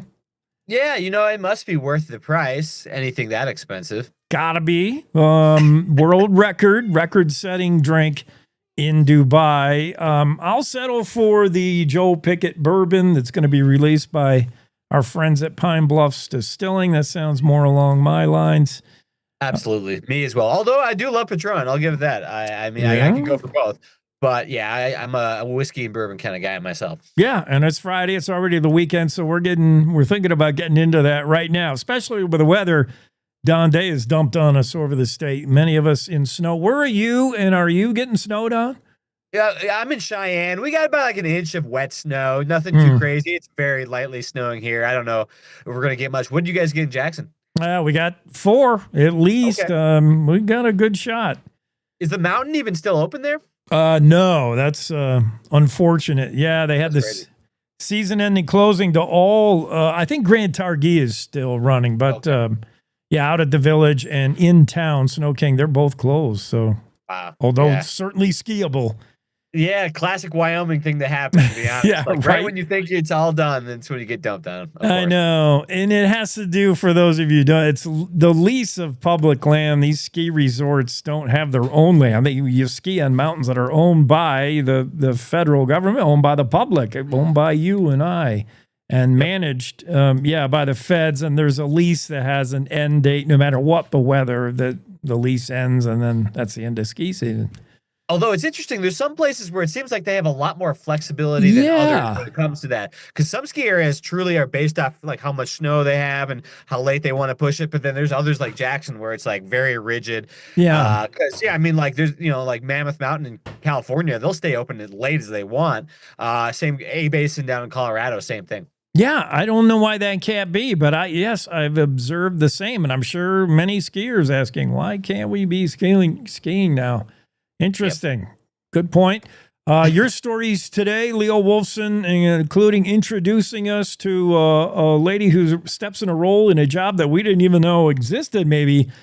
Classic. Stacia Berry is the new head of Office of State Lands and Investments.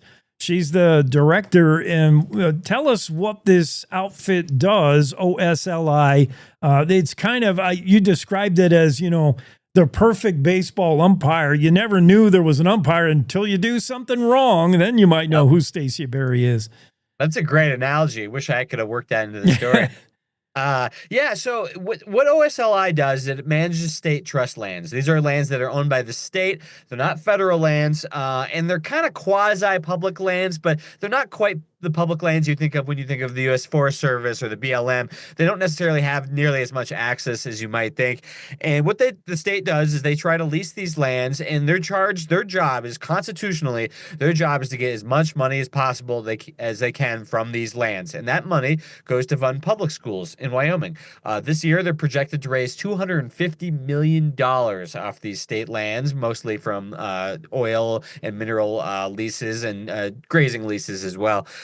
So it's an interesting situation because this is this big agency that does some pretty important stuff. You don't really hear about them until something really controversial pops up that probably gets you mad. One example of this came up a couple weeks ago with the Board of Land Commissioners deciding on a huge wind energy project in eastern Wyoming. This is going to be significant, and it's going to lead to a lot of turbines going up in this part of the state.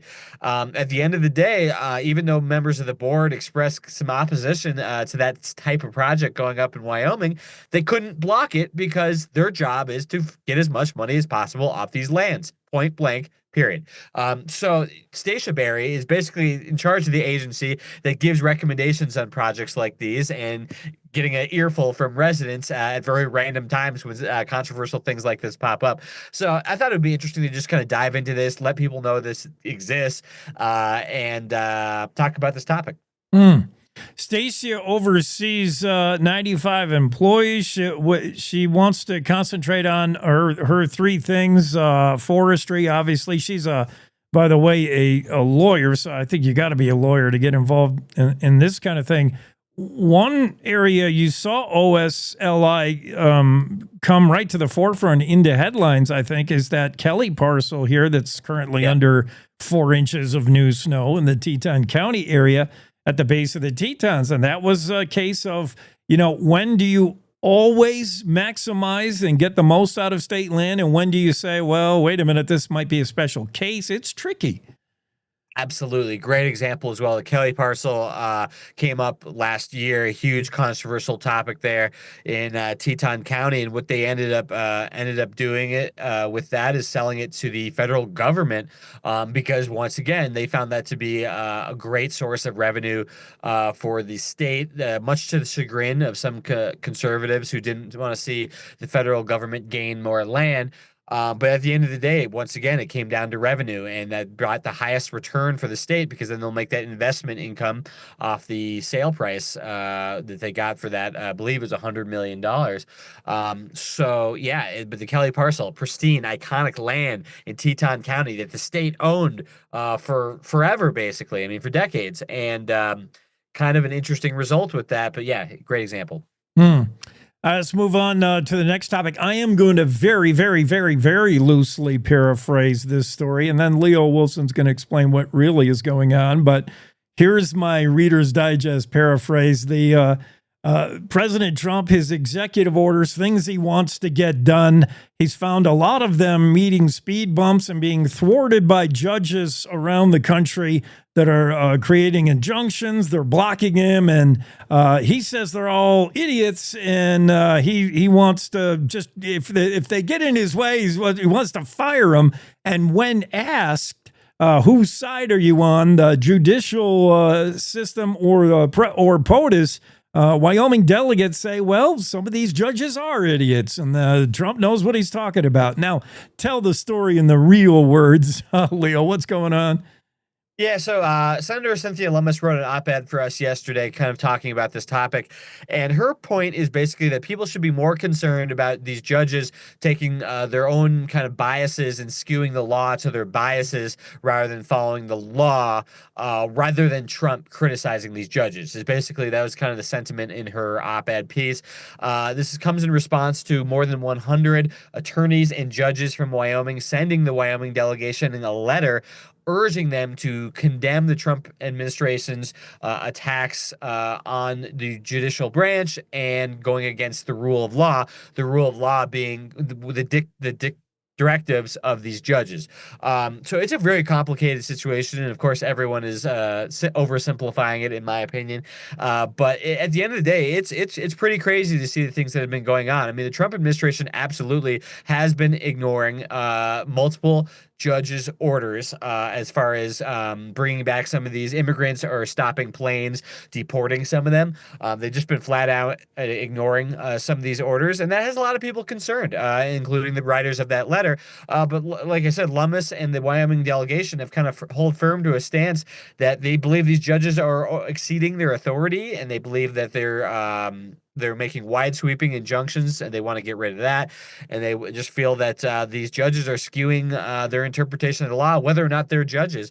So it's a complicated matter for sure. Yeah, and it's stuff that I should remember, and I learned at one time about the branches of government, executive versus judicial. I've never seen the branches at odds like this in my observation, experience, in history. U.S. Senator Cynthia Lummis, though, did in her Thursday op-ed piece say a reminder that these judges are not elected, and they're making political decisions that sometimes skew the law. So be careful of that. Interesting.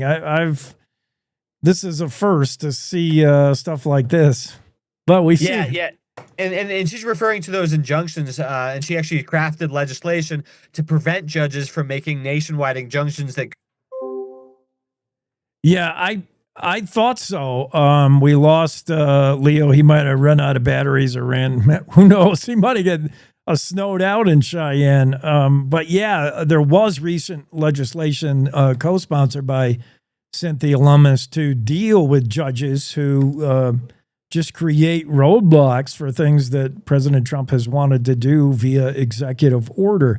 The last thing I wanted to talk to Leo about is I wanted to get all jealous about the Wyoming legislature's YouTube channel.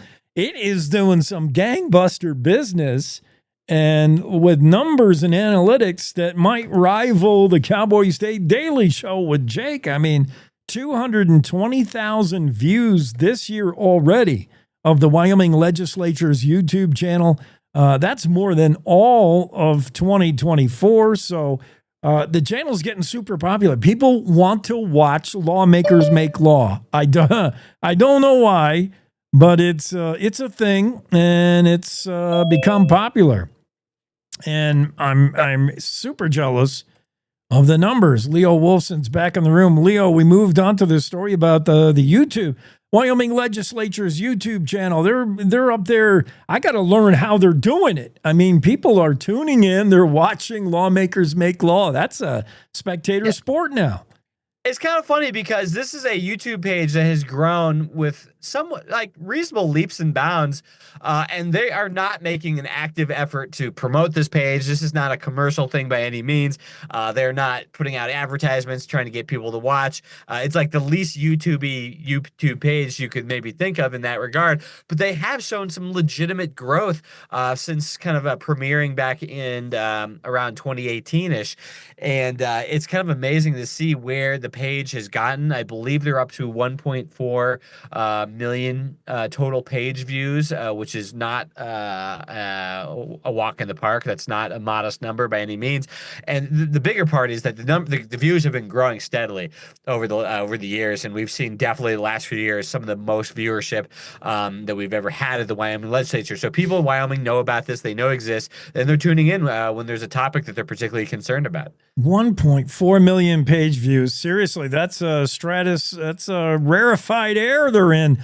And I was going to say, like, put me in touch with their marketer, but apparently it's nothing like that. They're not doing a whole lot. They're just, I think they're taking advantage of the kind of environment we're in, where whether or not you agree with this law and that law, we all agree that we want to see it. We want transparency. We want to see it done. We want to see it in real time, how our legislators are making law. It's interesting. Yeah. Good for them. In a state like Wyoming, where, especially in the middle of the winter months when the legislature is held, it can be very difficult to get down to Cheyenne from some parts of Wyoming. I mean, for you, I think, 7-8 hour drive during those winter months. Cody is a good 6 hours. Northeast Wyoming is about 6 hours.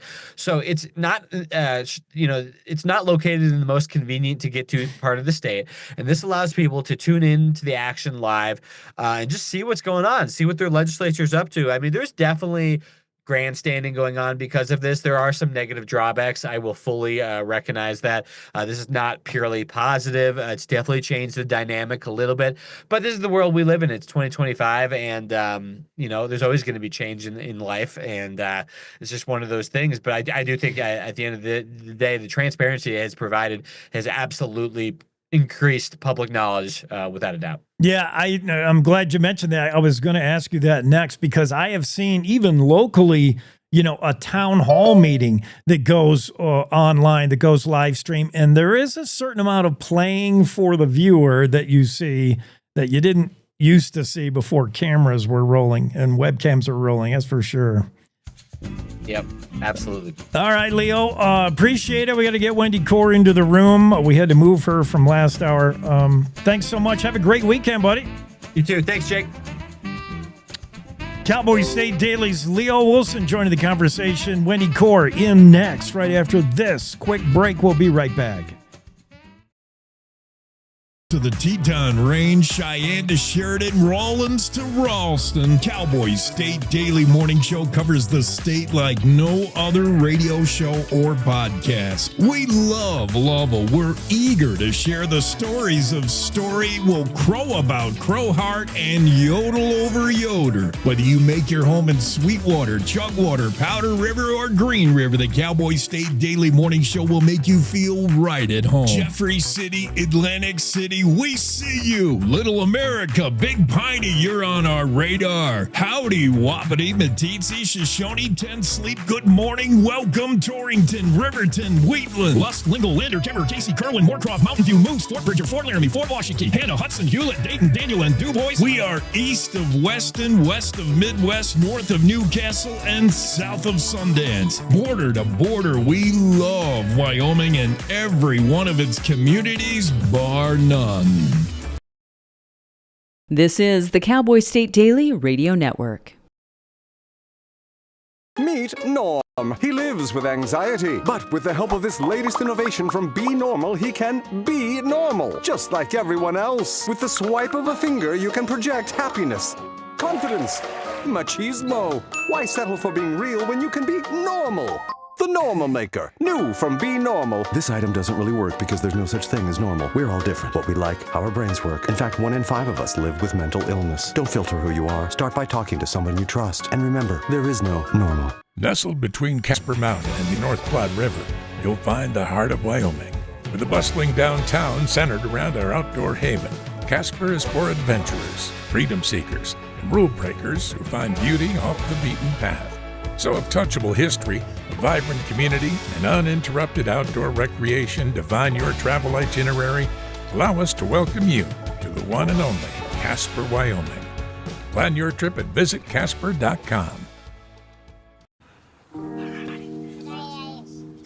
Love is a lesson that doesn't end. It knows no conditions, so you better buckle in.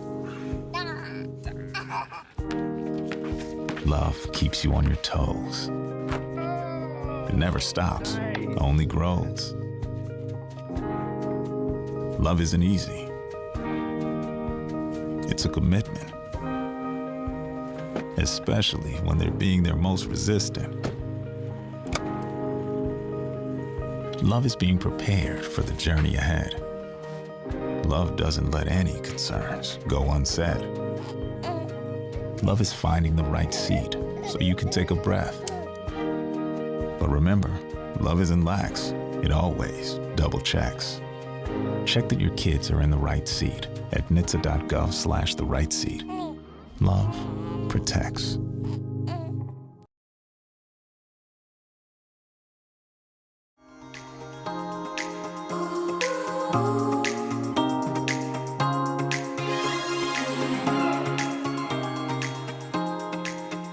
Cowboy State Daily Show with Jake continues on this Friday, and here's your award-winning podcaster, Wendy Core. I don't know if we can be friends anymore, Wendy. You're not forgetting the little people now that you're, like, super famous.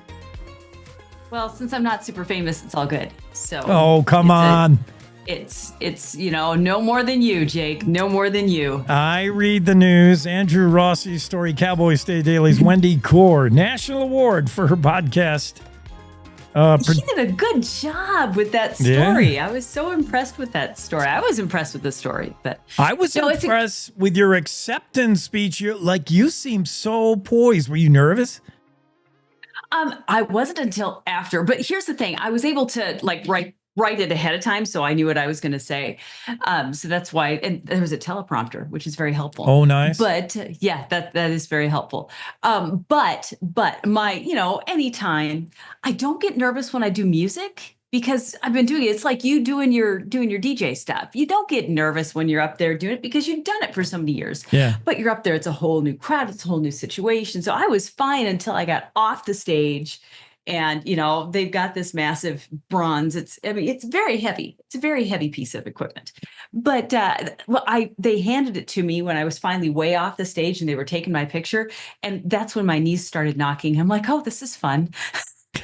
Too much adrenaline. But it was great. It was the crowd. It was so many people, interesting, influential people. I mean, Reba McEntire was there.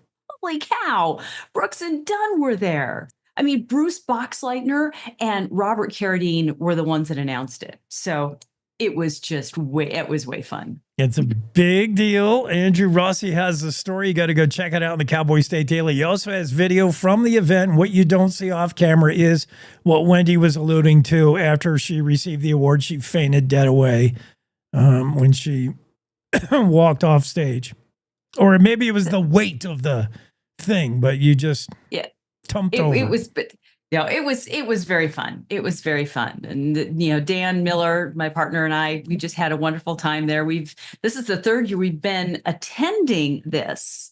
And so a few years ago, we were asked to sing at this event. And, and it stands connections to that Western rodeo world that got us that invitation. And then after that, it was like, oh, this is fun. Let's have Dan back be a presenter. So that was last year. And then this year it was, and Wendy gets to win this award too. So Dan was a presenter and I got to win the award. And so it was really fun. Well, as a lot of people will tell you, you're only as good as your next achievement, your next podcast.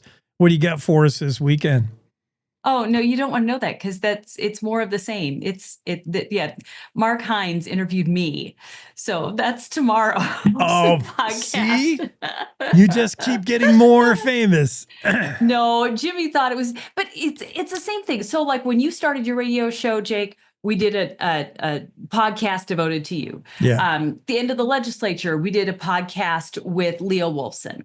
And so this time, we did a podcast about missing people in Wyoming, and I had Jen Coker on there.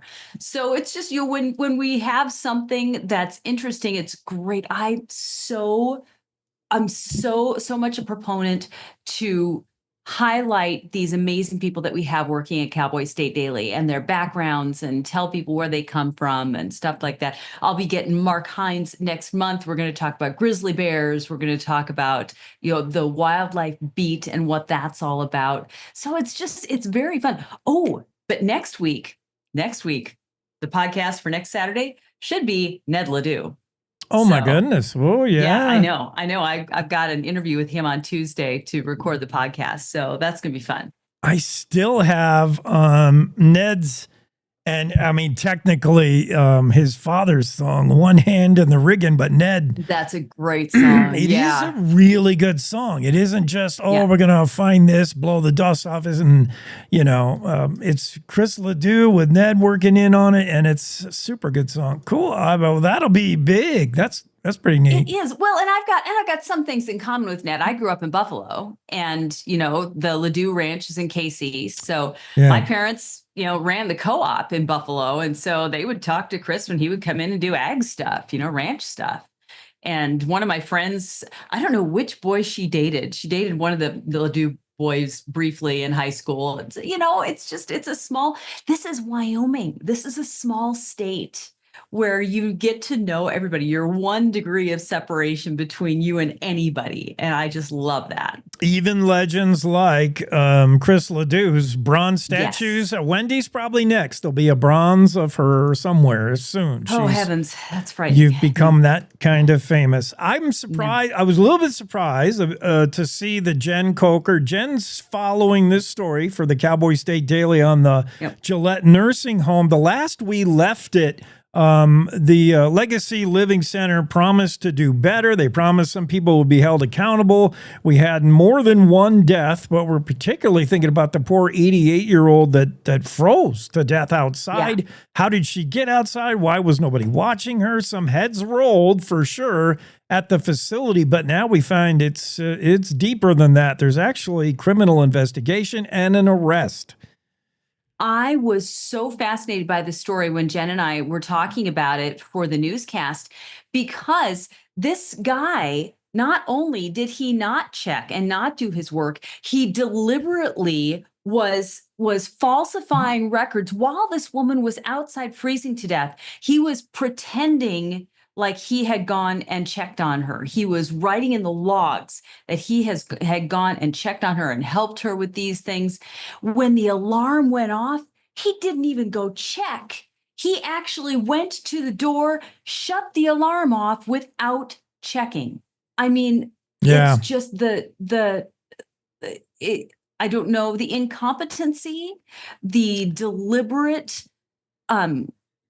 coldness for another person's life. And this is the job you're being paid for, that you have been trained for. This is the career path you've chosen, and this is what you do. He deserves jail if he is found guilty.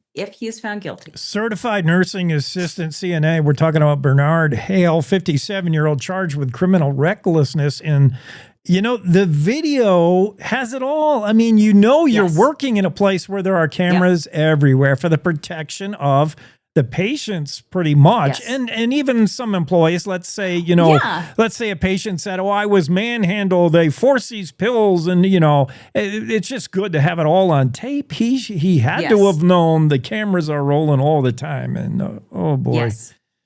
No, that was really a shocking story for me, to talk to Jen about the surveillance video that just laid out so clearly how badly this person, and I can't say messed up, how badly they behaved, how badly they made choices that deliberately, were reckless. And so I'm sure they think, well, nothing's ever going to happen. Who's going to ever know?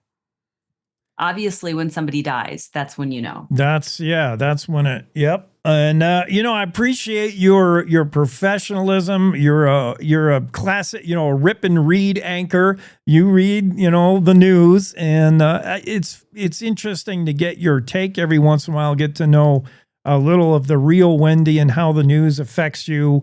Do you think you would fall for Limpy's act in Yellowstone if you drove?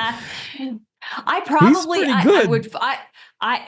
have to say he's a pretty convincing con artist, but I also would have to say, no, I know the rules, and you poor thing, but no, you're not getting any food from me. He's pretty good at it. If you would look into those soulful eyes, and you wouldn't surrender your bologna sandwich. No, I have a border collie. I don't. He doesn't get people food either. He doesn't give people food either. They're pretty good at that too. They have the eyes. Oh, he's got the best eyes. Yeah. I love this story just for the wackiness. Renee Jean has a story about the fireworks outlets who Laramie County commissioners did approve, it seems reluctantly, as long as Dad doesn't get on the blowhorn. The bull. Isn't that interesting? But that really is what it comes down to. Yeah. The main reason why the other outlets objected was because he was so blatantly out there with his bullhorn, and he just was over the top. And apparently that doesn't make for good neighbors. And those neighbors will say, yeah, I'm gonna squeaky wheel in this case, squeaky wheel. Don't buy your fireworks at the other location. Yeah, that was so That's weird. Great. That's great. I'm not a big fireworks person to begin with. Are you? I just don't understand people's fascination with fireworks.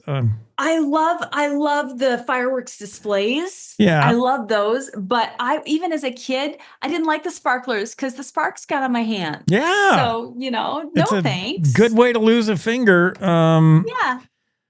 I like the snakes, that would you drop the match on the snakes and they would grow. Those were fun, but they didn't give off sparks. No, and some people get into these things that are practically military grade. I mean, they're like dynamite. No, thanks. I want to count all my fingers. If I could get to this, I would.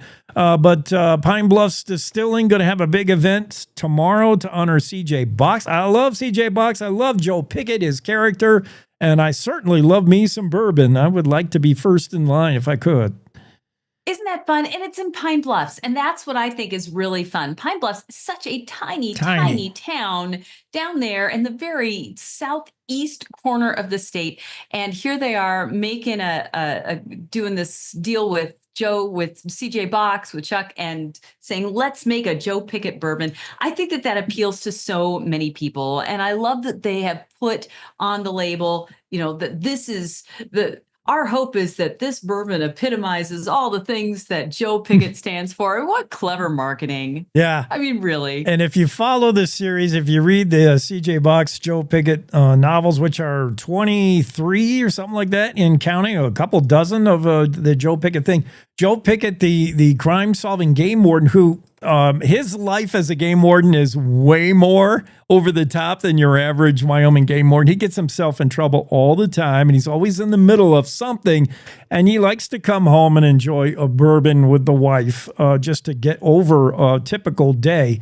And this will be a fun thing going on tomorrow in what is known as basically Western Nebraska, Pine Bluffs, Wyoming. It's way over there. I think there's only 3 communities. I was talking to when I did my my interview with Brian Kozak last week for the podcast. I think there's 4 communities in the entire county. There's Cheyenne, there's Albin, there's Burns, and there's Pine Bluffs. I think that might be it. Somebody might correct me if I'm wrong on that, but that's it. And these tiny itty bitty little towns down there. So like I say, I think it's fun that Pine Bluffs gets their moment in the sun here because they should. There's going to be a lot of, you'll know something's going on in Pine Bluffs tomorrow when we celebrate that new bourbon for CJ Box. And then finally, this a little bit reminds me of, the Casper stabbing that one girl said, I took my knife out and she jumped into my knife. Oh, that one. Yeah. This is an Oregon man who he got tired of waiting in traffic in Yellowstone and he got out of the line. He was trying to do something wrong. A flagger said, no, tried to stop him. And he said, this guy jumped in front of my Jeep or did the Jeep hit the flagger? This is a federal charge for, I don't know, it just seems just odd. The flagger is trying to stop you from going someplace you're not supposed to go. That's the flagger's job. And that's a hazardous job when you stop and think about that, especially if somebody's going to run into you. Yeah, flaggers are not your favorite people whenever you're out there driving. You hate to get stopped, and the poor flagger. And this guy, David Regnier, is accused of roughing up. I mean, it's a felony offense, trying to, injure a federal employee, a park worker. Meanwhile, though, there's body cam evidence, and I'm not sure where that came from, but it shows the flagger thinking he might have a lawsuit cooked up. He was not injured, by the way, but the flagger says, do you think this is something I can sue for and maybe get some money? It's a weird cat. This judge is going to have Yeah. I understand frustration and a lack of patience and traffic stuff, but I also see the flagger maybe taking advantage of something. Who knows? But that story, interesting story from Claire McFarland, just part of the interesting Claire news. got some great stories yesterday. Oh my gosh. The flagger, then of course the standoff. And she have you talked to Claire? Have you talked to Claire? No, since but the standoff? I have not, but I got the inside scoop by reading her column. It's so good. Her opinion piece, she talks about what it's like basically to do drop everything, including dinner for your 4 kids, and then go cover an 11-hour standoff. And she led us into her life, as she so often does. And her opinion piece was really cool. What I loved about it was I talked to her yesterday about her column, and what she said is because she lives in Riverton, and Riverton is, that is her home. She loves her home. It is the most crime-ridden county in the state of Wyoming. But she said, you have these things, you've got this, these standoffs, but then you have these salt of the earth people. She goes to a crime scene. There's a standoff, an armed person inside, and she shivers, and a firefighter drops a coat on her. That's the kind of people. Her brother is one of the volunteer firefighters. Her sister sees her up on the roof. Her pregnant sister sees her up on the roof, sends a picture to her mother. Her mother calls her and said, "What are you doing on the roof?" That's Wyoming. That's small towns. That is why she loves Riverton so much. And I just think that that's completely valid. It's small town, yes, when she's there and she just ran out of the house, so she's not properly dressed and it's cold. Firefighter, gives a coat. And then, she sees neighbors and they got a better vantage point. They're on a roof. She goes, "Can I come up there?" And they're like, "Yeah, come on up." And my favorite part is when she told her 4 boys who have seen this happen so many times, when the police scanner goes off and mom says, "I got to go, I'll be right back," they knew she wouldn't be right back. Wouldn't be right back. Exactly. Yeah, that's too much fun. Yeah, I love her attitude. All right. Well, it's fun talking to you, Wendy. I'm glad you can still hang out with just little people like us being so famous now. No, it's there's nothing there. There's nothing there. Okay. Wendy's podcast, The Roundup, now the award-winning podcast. Check it out this weekend. Yeah, that's right. I can call it an award-winning podcast. Yes, you can. Thank you for that. I love that. Have a great weekend. You too. Bye-bye. Wendy Core, Cowboy State Daily on the Cowboy State Daily Show with Jake. One quick break. We'll be right back to wrap things up for the weekend edition of the show after these. Wyoming is the cowboy state. From corner to corner, there are so many stories to be told, and more cowboys and cowgirls are turning to the Cowboy State Daily News team to keep them in touch with what's happening both locally and in other parts of Wyoming. I'm Riley Strand, videographer and production assistant for Cowboy State Daily Video News. We're proud to bring the most important stories to our viewers every day. The stories that start conversations, the stories that make us laugh, the stories that make us think. Our experienced journalists at Cowboy State Daily are crisscrossing the state every day, talking to those who know the news best. Every day, host Wendy Core and I talk to the reporters who are covering the topics, issues, and people that are important to Wyomingites. And in our daily newscast, we bring you those stories. Tune into the Cowboy State Daily video newscast every morning, only on cowboystatedaily.com. You're listening to the Cowboy State Daily Radio Network. Wyoming is a place of unlimited potential, a place that inspires us to dream. Since 2014, Wyo Lotto has given back over $180 million to our great state through transfers, winnings, commissions, and more. Dollars that have gone directly into your cities, towns, and counties. Dollars that have changed lives and set dreams in motion. Thank you, Wyoming, for a legendary 10 years. We can't wait to dream up what's next. Year after year, we continue to serve new neighbors across our state. For over 40 years, our trust and wealth management services have grown our roots in Casper. And now we're excited to have offices in 3 Wyoming cities. We're here to help you achieve your financial goals and provide the kind of service that you expect from a Wyoming business. Because at Hilltop Bank, community means Wyoming. One more time before you wake up in the wild. In your eyes, I see a flower slowly dying. Together with the Nature Conservancy, you have the power to make a difference. For unspoiled nature, for beautiful wildlife, and for people everywhere. Together, we can find a way to ensure that all life on Earth can thrive. Oh, in the wild, you're gonna make it. The moonlight is here to take you. Our natural world needs us now. Every day, we lose more lands, waters, and the wild species that depend on them. To learn more, visit nature.org today.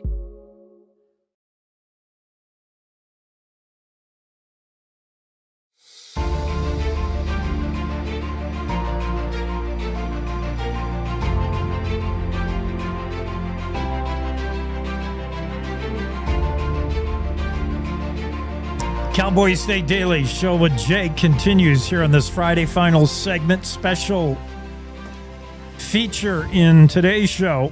We're going to play Stump the Host, which we know is impossible because I am so super smart. But the wife is going to make a rare appearance. She will not appear visually, but you'll hear her voice, assuming I've pressed the right buttons. How's everything this Friday morning? Pretty good. Wifey. Other than snow outside. So you, your day job is a first grade teacher. You told your kids in the classroom, you don't teach, by the way, there's no school today. It's Good Friday. You're off. Yep. You told your kids in the classroom that you were going to stump your husband. You were going to stump Mr. Nickel. And they were all glee-filled at that. They They're were like, very excited. They asked, like, how are we going to know this? And I'm like, well, maybe I can ask him on his radio show and then I can play it for you on Tuesday. why did they take delight in having me stumped anyway? Why are they against me? Because you're my husband. And I mean, sometimes I do, like, you know how preachers use their wives and their families as examples sometimes in lessons. You come up quite often in a given day. So they just are waiting right now or later when they play it back. They're excited to see me fail. Absolutely. Okay. They do not think you will know the answer to this question. Now, is this a real trivia question? It has to do with history? It has to do with American history. Okay. Whoa. Well, I'm good on Wyoming history, and I'm not so sure. I know, but this is the only reason why you're in Wyoming is a part of our American history. Ooh. And your first graders know the answer to this question? They know the answer to this question. Okay. Are you smarter than a first grader? This is what right we're now. playing. All right. Our new show. I mean, I can throw in a second one, too, that they know the answer to. Where's our, what seems like a good, this seems like a, oh, no, wait. I have a better, this will be our new Friday segment, at least one time only. It'll appear. Are Maybe you during the summer. smarter than a first grader? Is this a good one? Wait a minute. Yeah. Are you smarter than a first grader? Jake, star of the Cowboy State Daily Morning Show, will attempt to answer this trivia question. Go ahead. I'm sure it won't be too difficult for me. Okay, we'll see. Do you know what happened in history on today and actually tomorrow, 250 years ago exactly? Today, April 18th, 1775. So 250 years ago today. And there's also one that happens tomorrow, 250 years ago. Both have to do with the same thing, like a two-parter. Yeah. Like a two-part. April of 1775. Before we were before we signed the Declaration of Independence. So we were fighting the Brits. Did Paul Revere almost made his ride, or already made his ride, I'm assuming. 1775, 18.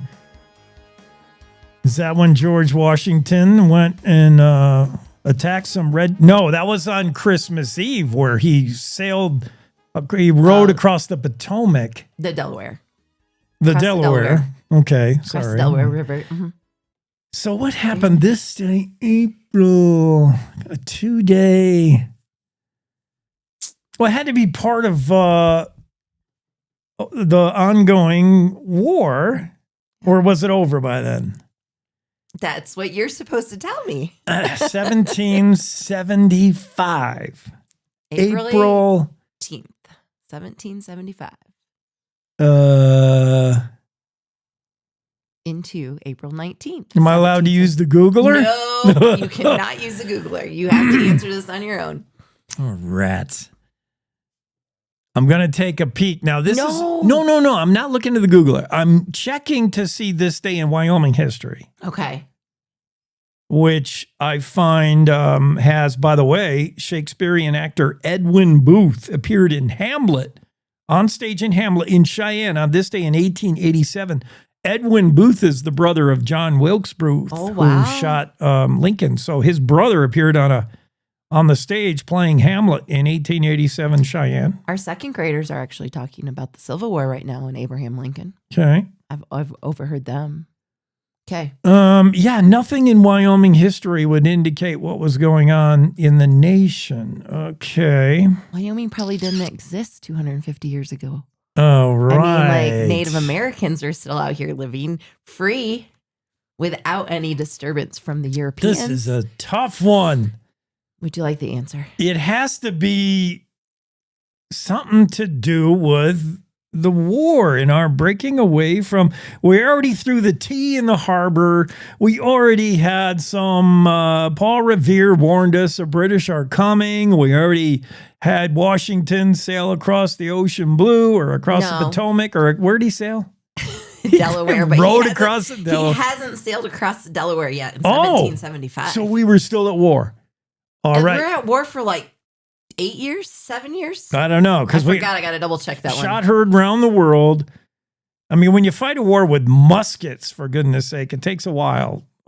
So it had to be something to do with war. I'm gonna say it was Paul Revere's ride. He was one if by land, two if by sea. Paul Revere. I will say you are correct. On April 18th, Paul Revere was waiting to see if he saw. Oh, did he see one lantern or two lanterns? Do you know that one? He saw, let's see, one if by land, two if by sea. They were coming by sea. He saw two. Absolutely. This is when Paul Revere rode to Lexington and Concord, because on tomorrow in history will be 250 years from when the first shot was heard around the world. I'm all over this trivia. You were pretty good. However, I bet you don't know. You did say the Boston Tea Party. Yeah. There's something else that happened shortly after there. Do you know who the first person was to shed blood in our fight for independence against? Oh. They'll know this one too. This one they could be. Yeah. They'll be impressed that you knew that, but it took you a long time to think about it. I know. I got to draw it out. We got another 5 minutes left in the show. I can't just answer it that fast. So yes, it was during the Boston Tea Party. Well, after the Boston Tea Party, the Boston Massacre. There's a certain individual. It is known, and a lot of people do not know this, which is very impressive. Yeah. I impressed our nephew last summer in South Dakota when I knew the answer to this, but it's an obscure, like it's not well known. You're right. It's a I can't remember. I think you've told me this one and I forgot. Yeah. Crispus Attucks, he was an African American who was free, and he took the first bullet during the supposedly Boston Massacre when only like 5 people died. But What's that's a massacre? what it was.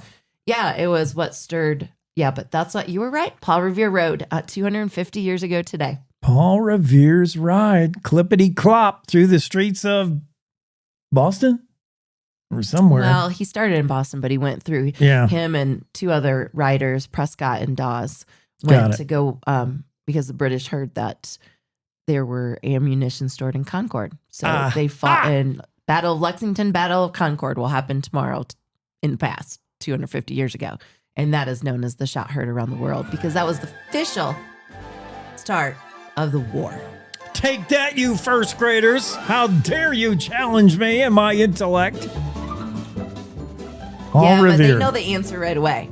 Yeah, they would have they would have turned in their papers a long time ago, and I'm the last kid in the desk going, was it?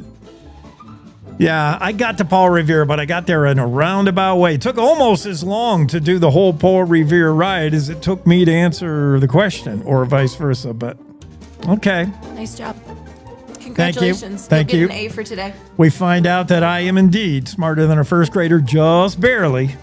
At least on this one occasion. Thank you for trying to play Stump the Host, or otherwise known as Are You Smarter Than a First Grader? Yeah, there are a lot of things happened this day in history, this day in Wyoming history. We talked about a couple of them. The Apostle Post Office was established on this day in 1919. Don't look for Apostle on your map. It would later become Osage in 1920. This day in 1920, by the way, the Pilot Butte oil field was abandoned. And happy birthday to Harry Jackson, born in Chicago. Harry Jackson is an artist very much associated with Wyoming, born on this day. Happy birthday, Harry Jackson. Happy birthday tomorrow to Susan Polgar. And I'm so excited she was able to join us. We got a text from one of our listeners who said, great interview with Susan. She's essentially the real life Queen's Gambit. If you are familiar with that TV series that was popular back in its release in 2020, everybody was talking about it back then. The real life female chess grandmaster is Hungaria's Susan Polgar, who joined us on the show today. And I can't tell you what a huge coup that was to get her on. Susan Polgar, back when she was 5 years old, was beating chess champions, and as a teenager, whipping the best Russia had. She's a highly decorated, legendary chess master, Susan Polgar. She's got a new book out now that you need to check out. It's called Rebel Queen, and she is all that Rebel Queen. That was just some of the stuff we did today on the Cowboy State Daily Show. We're out of time, though. Have a great weekend. We'll see you first thing Monday.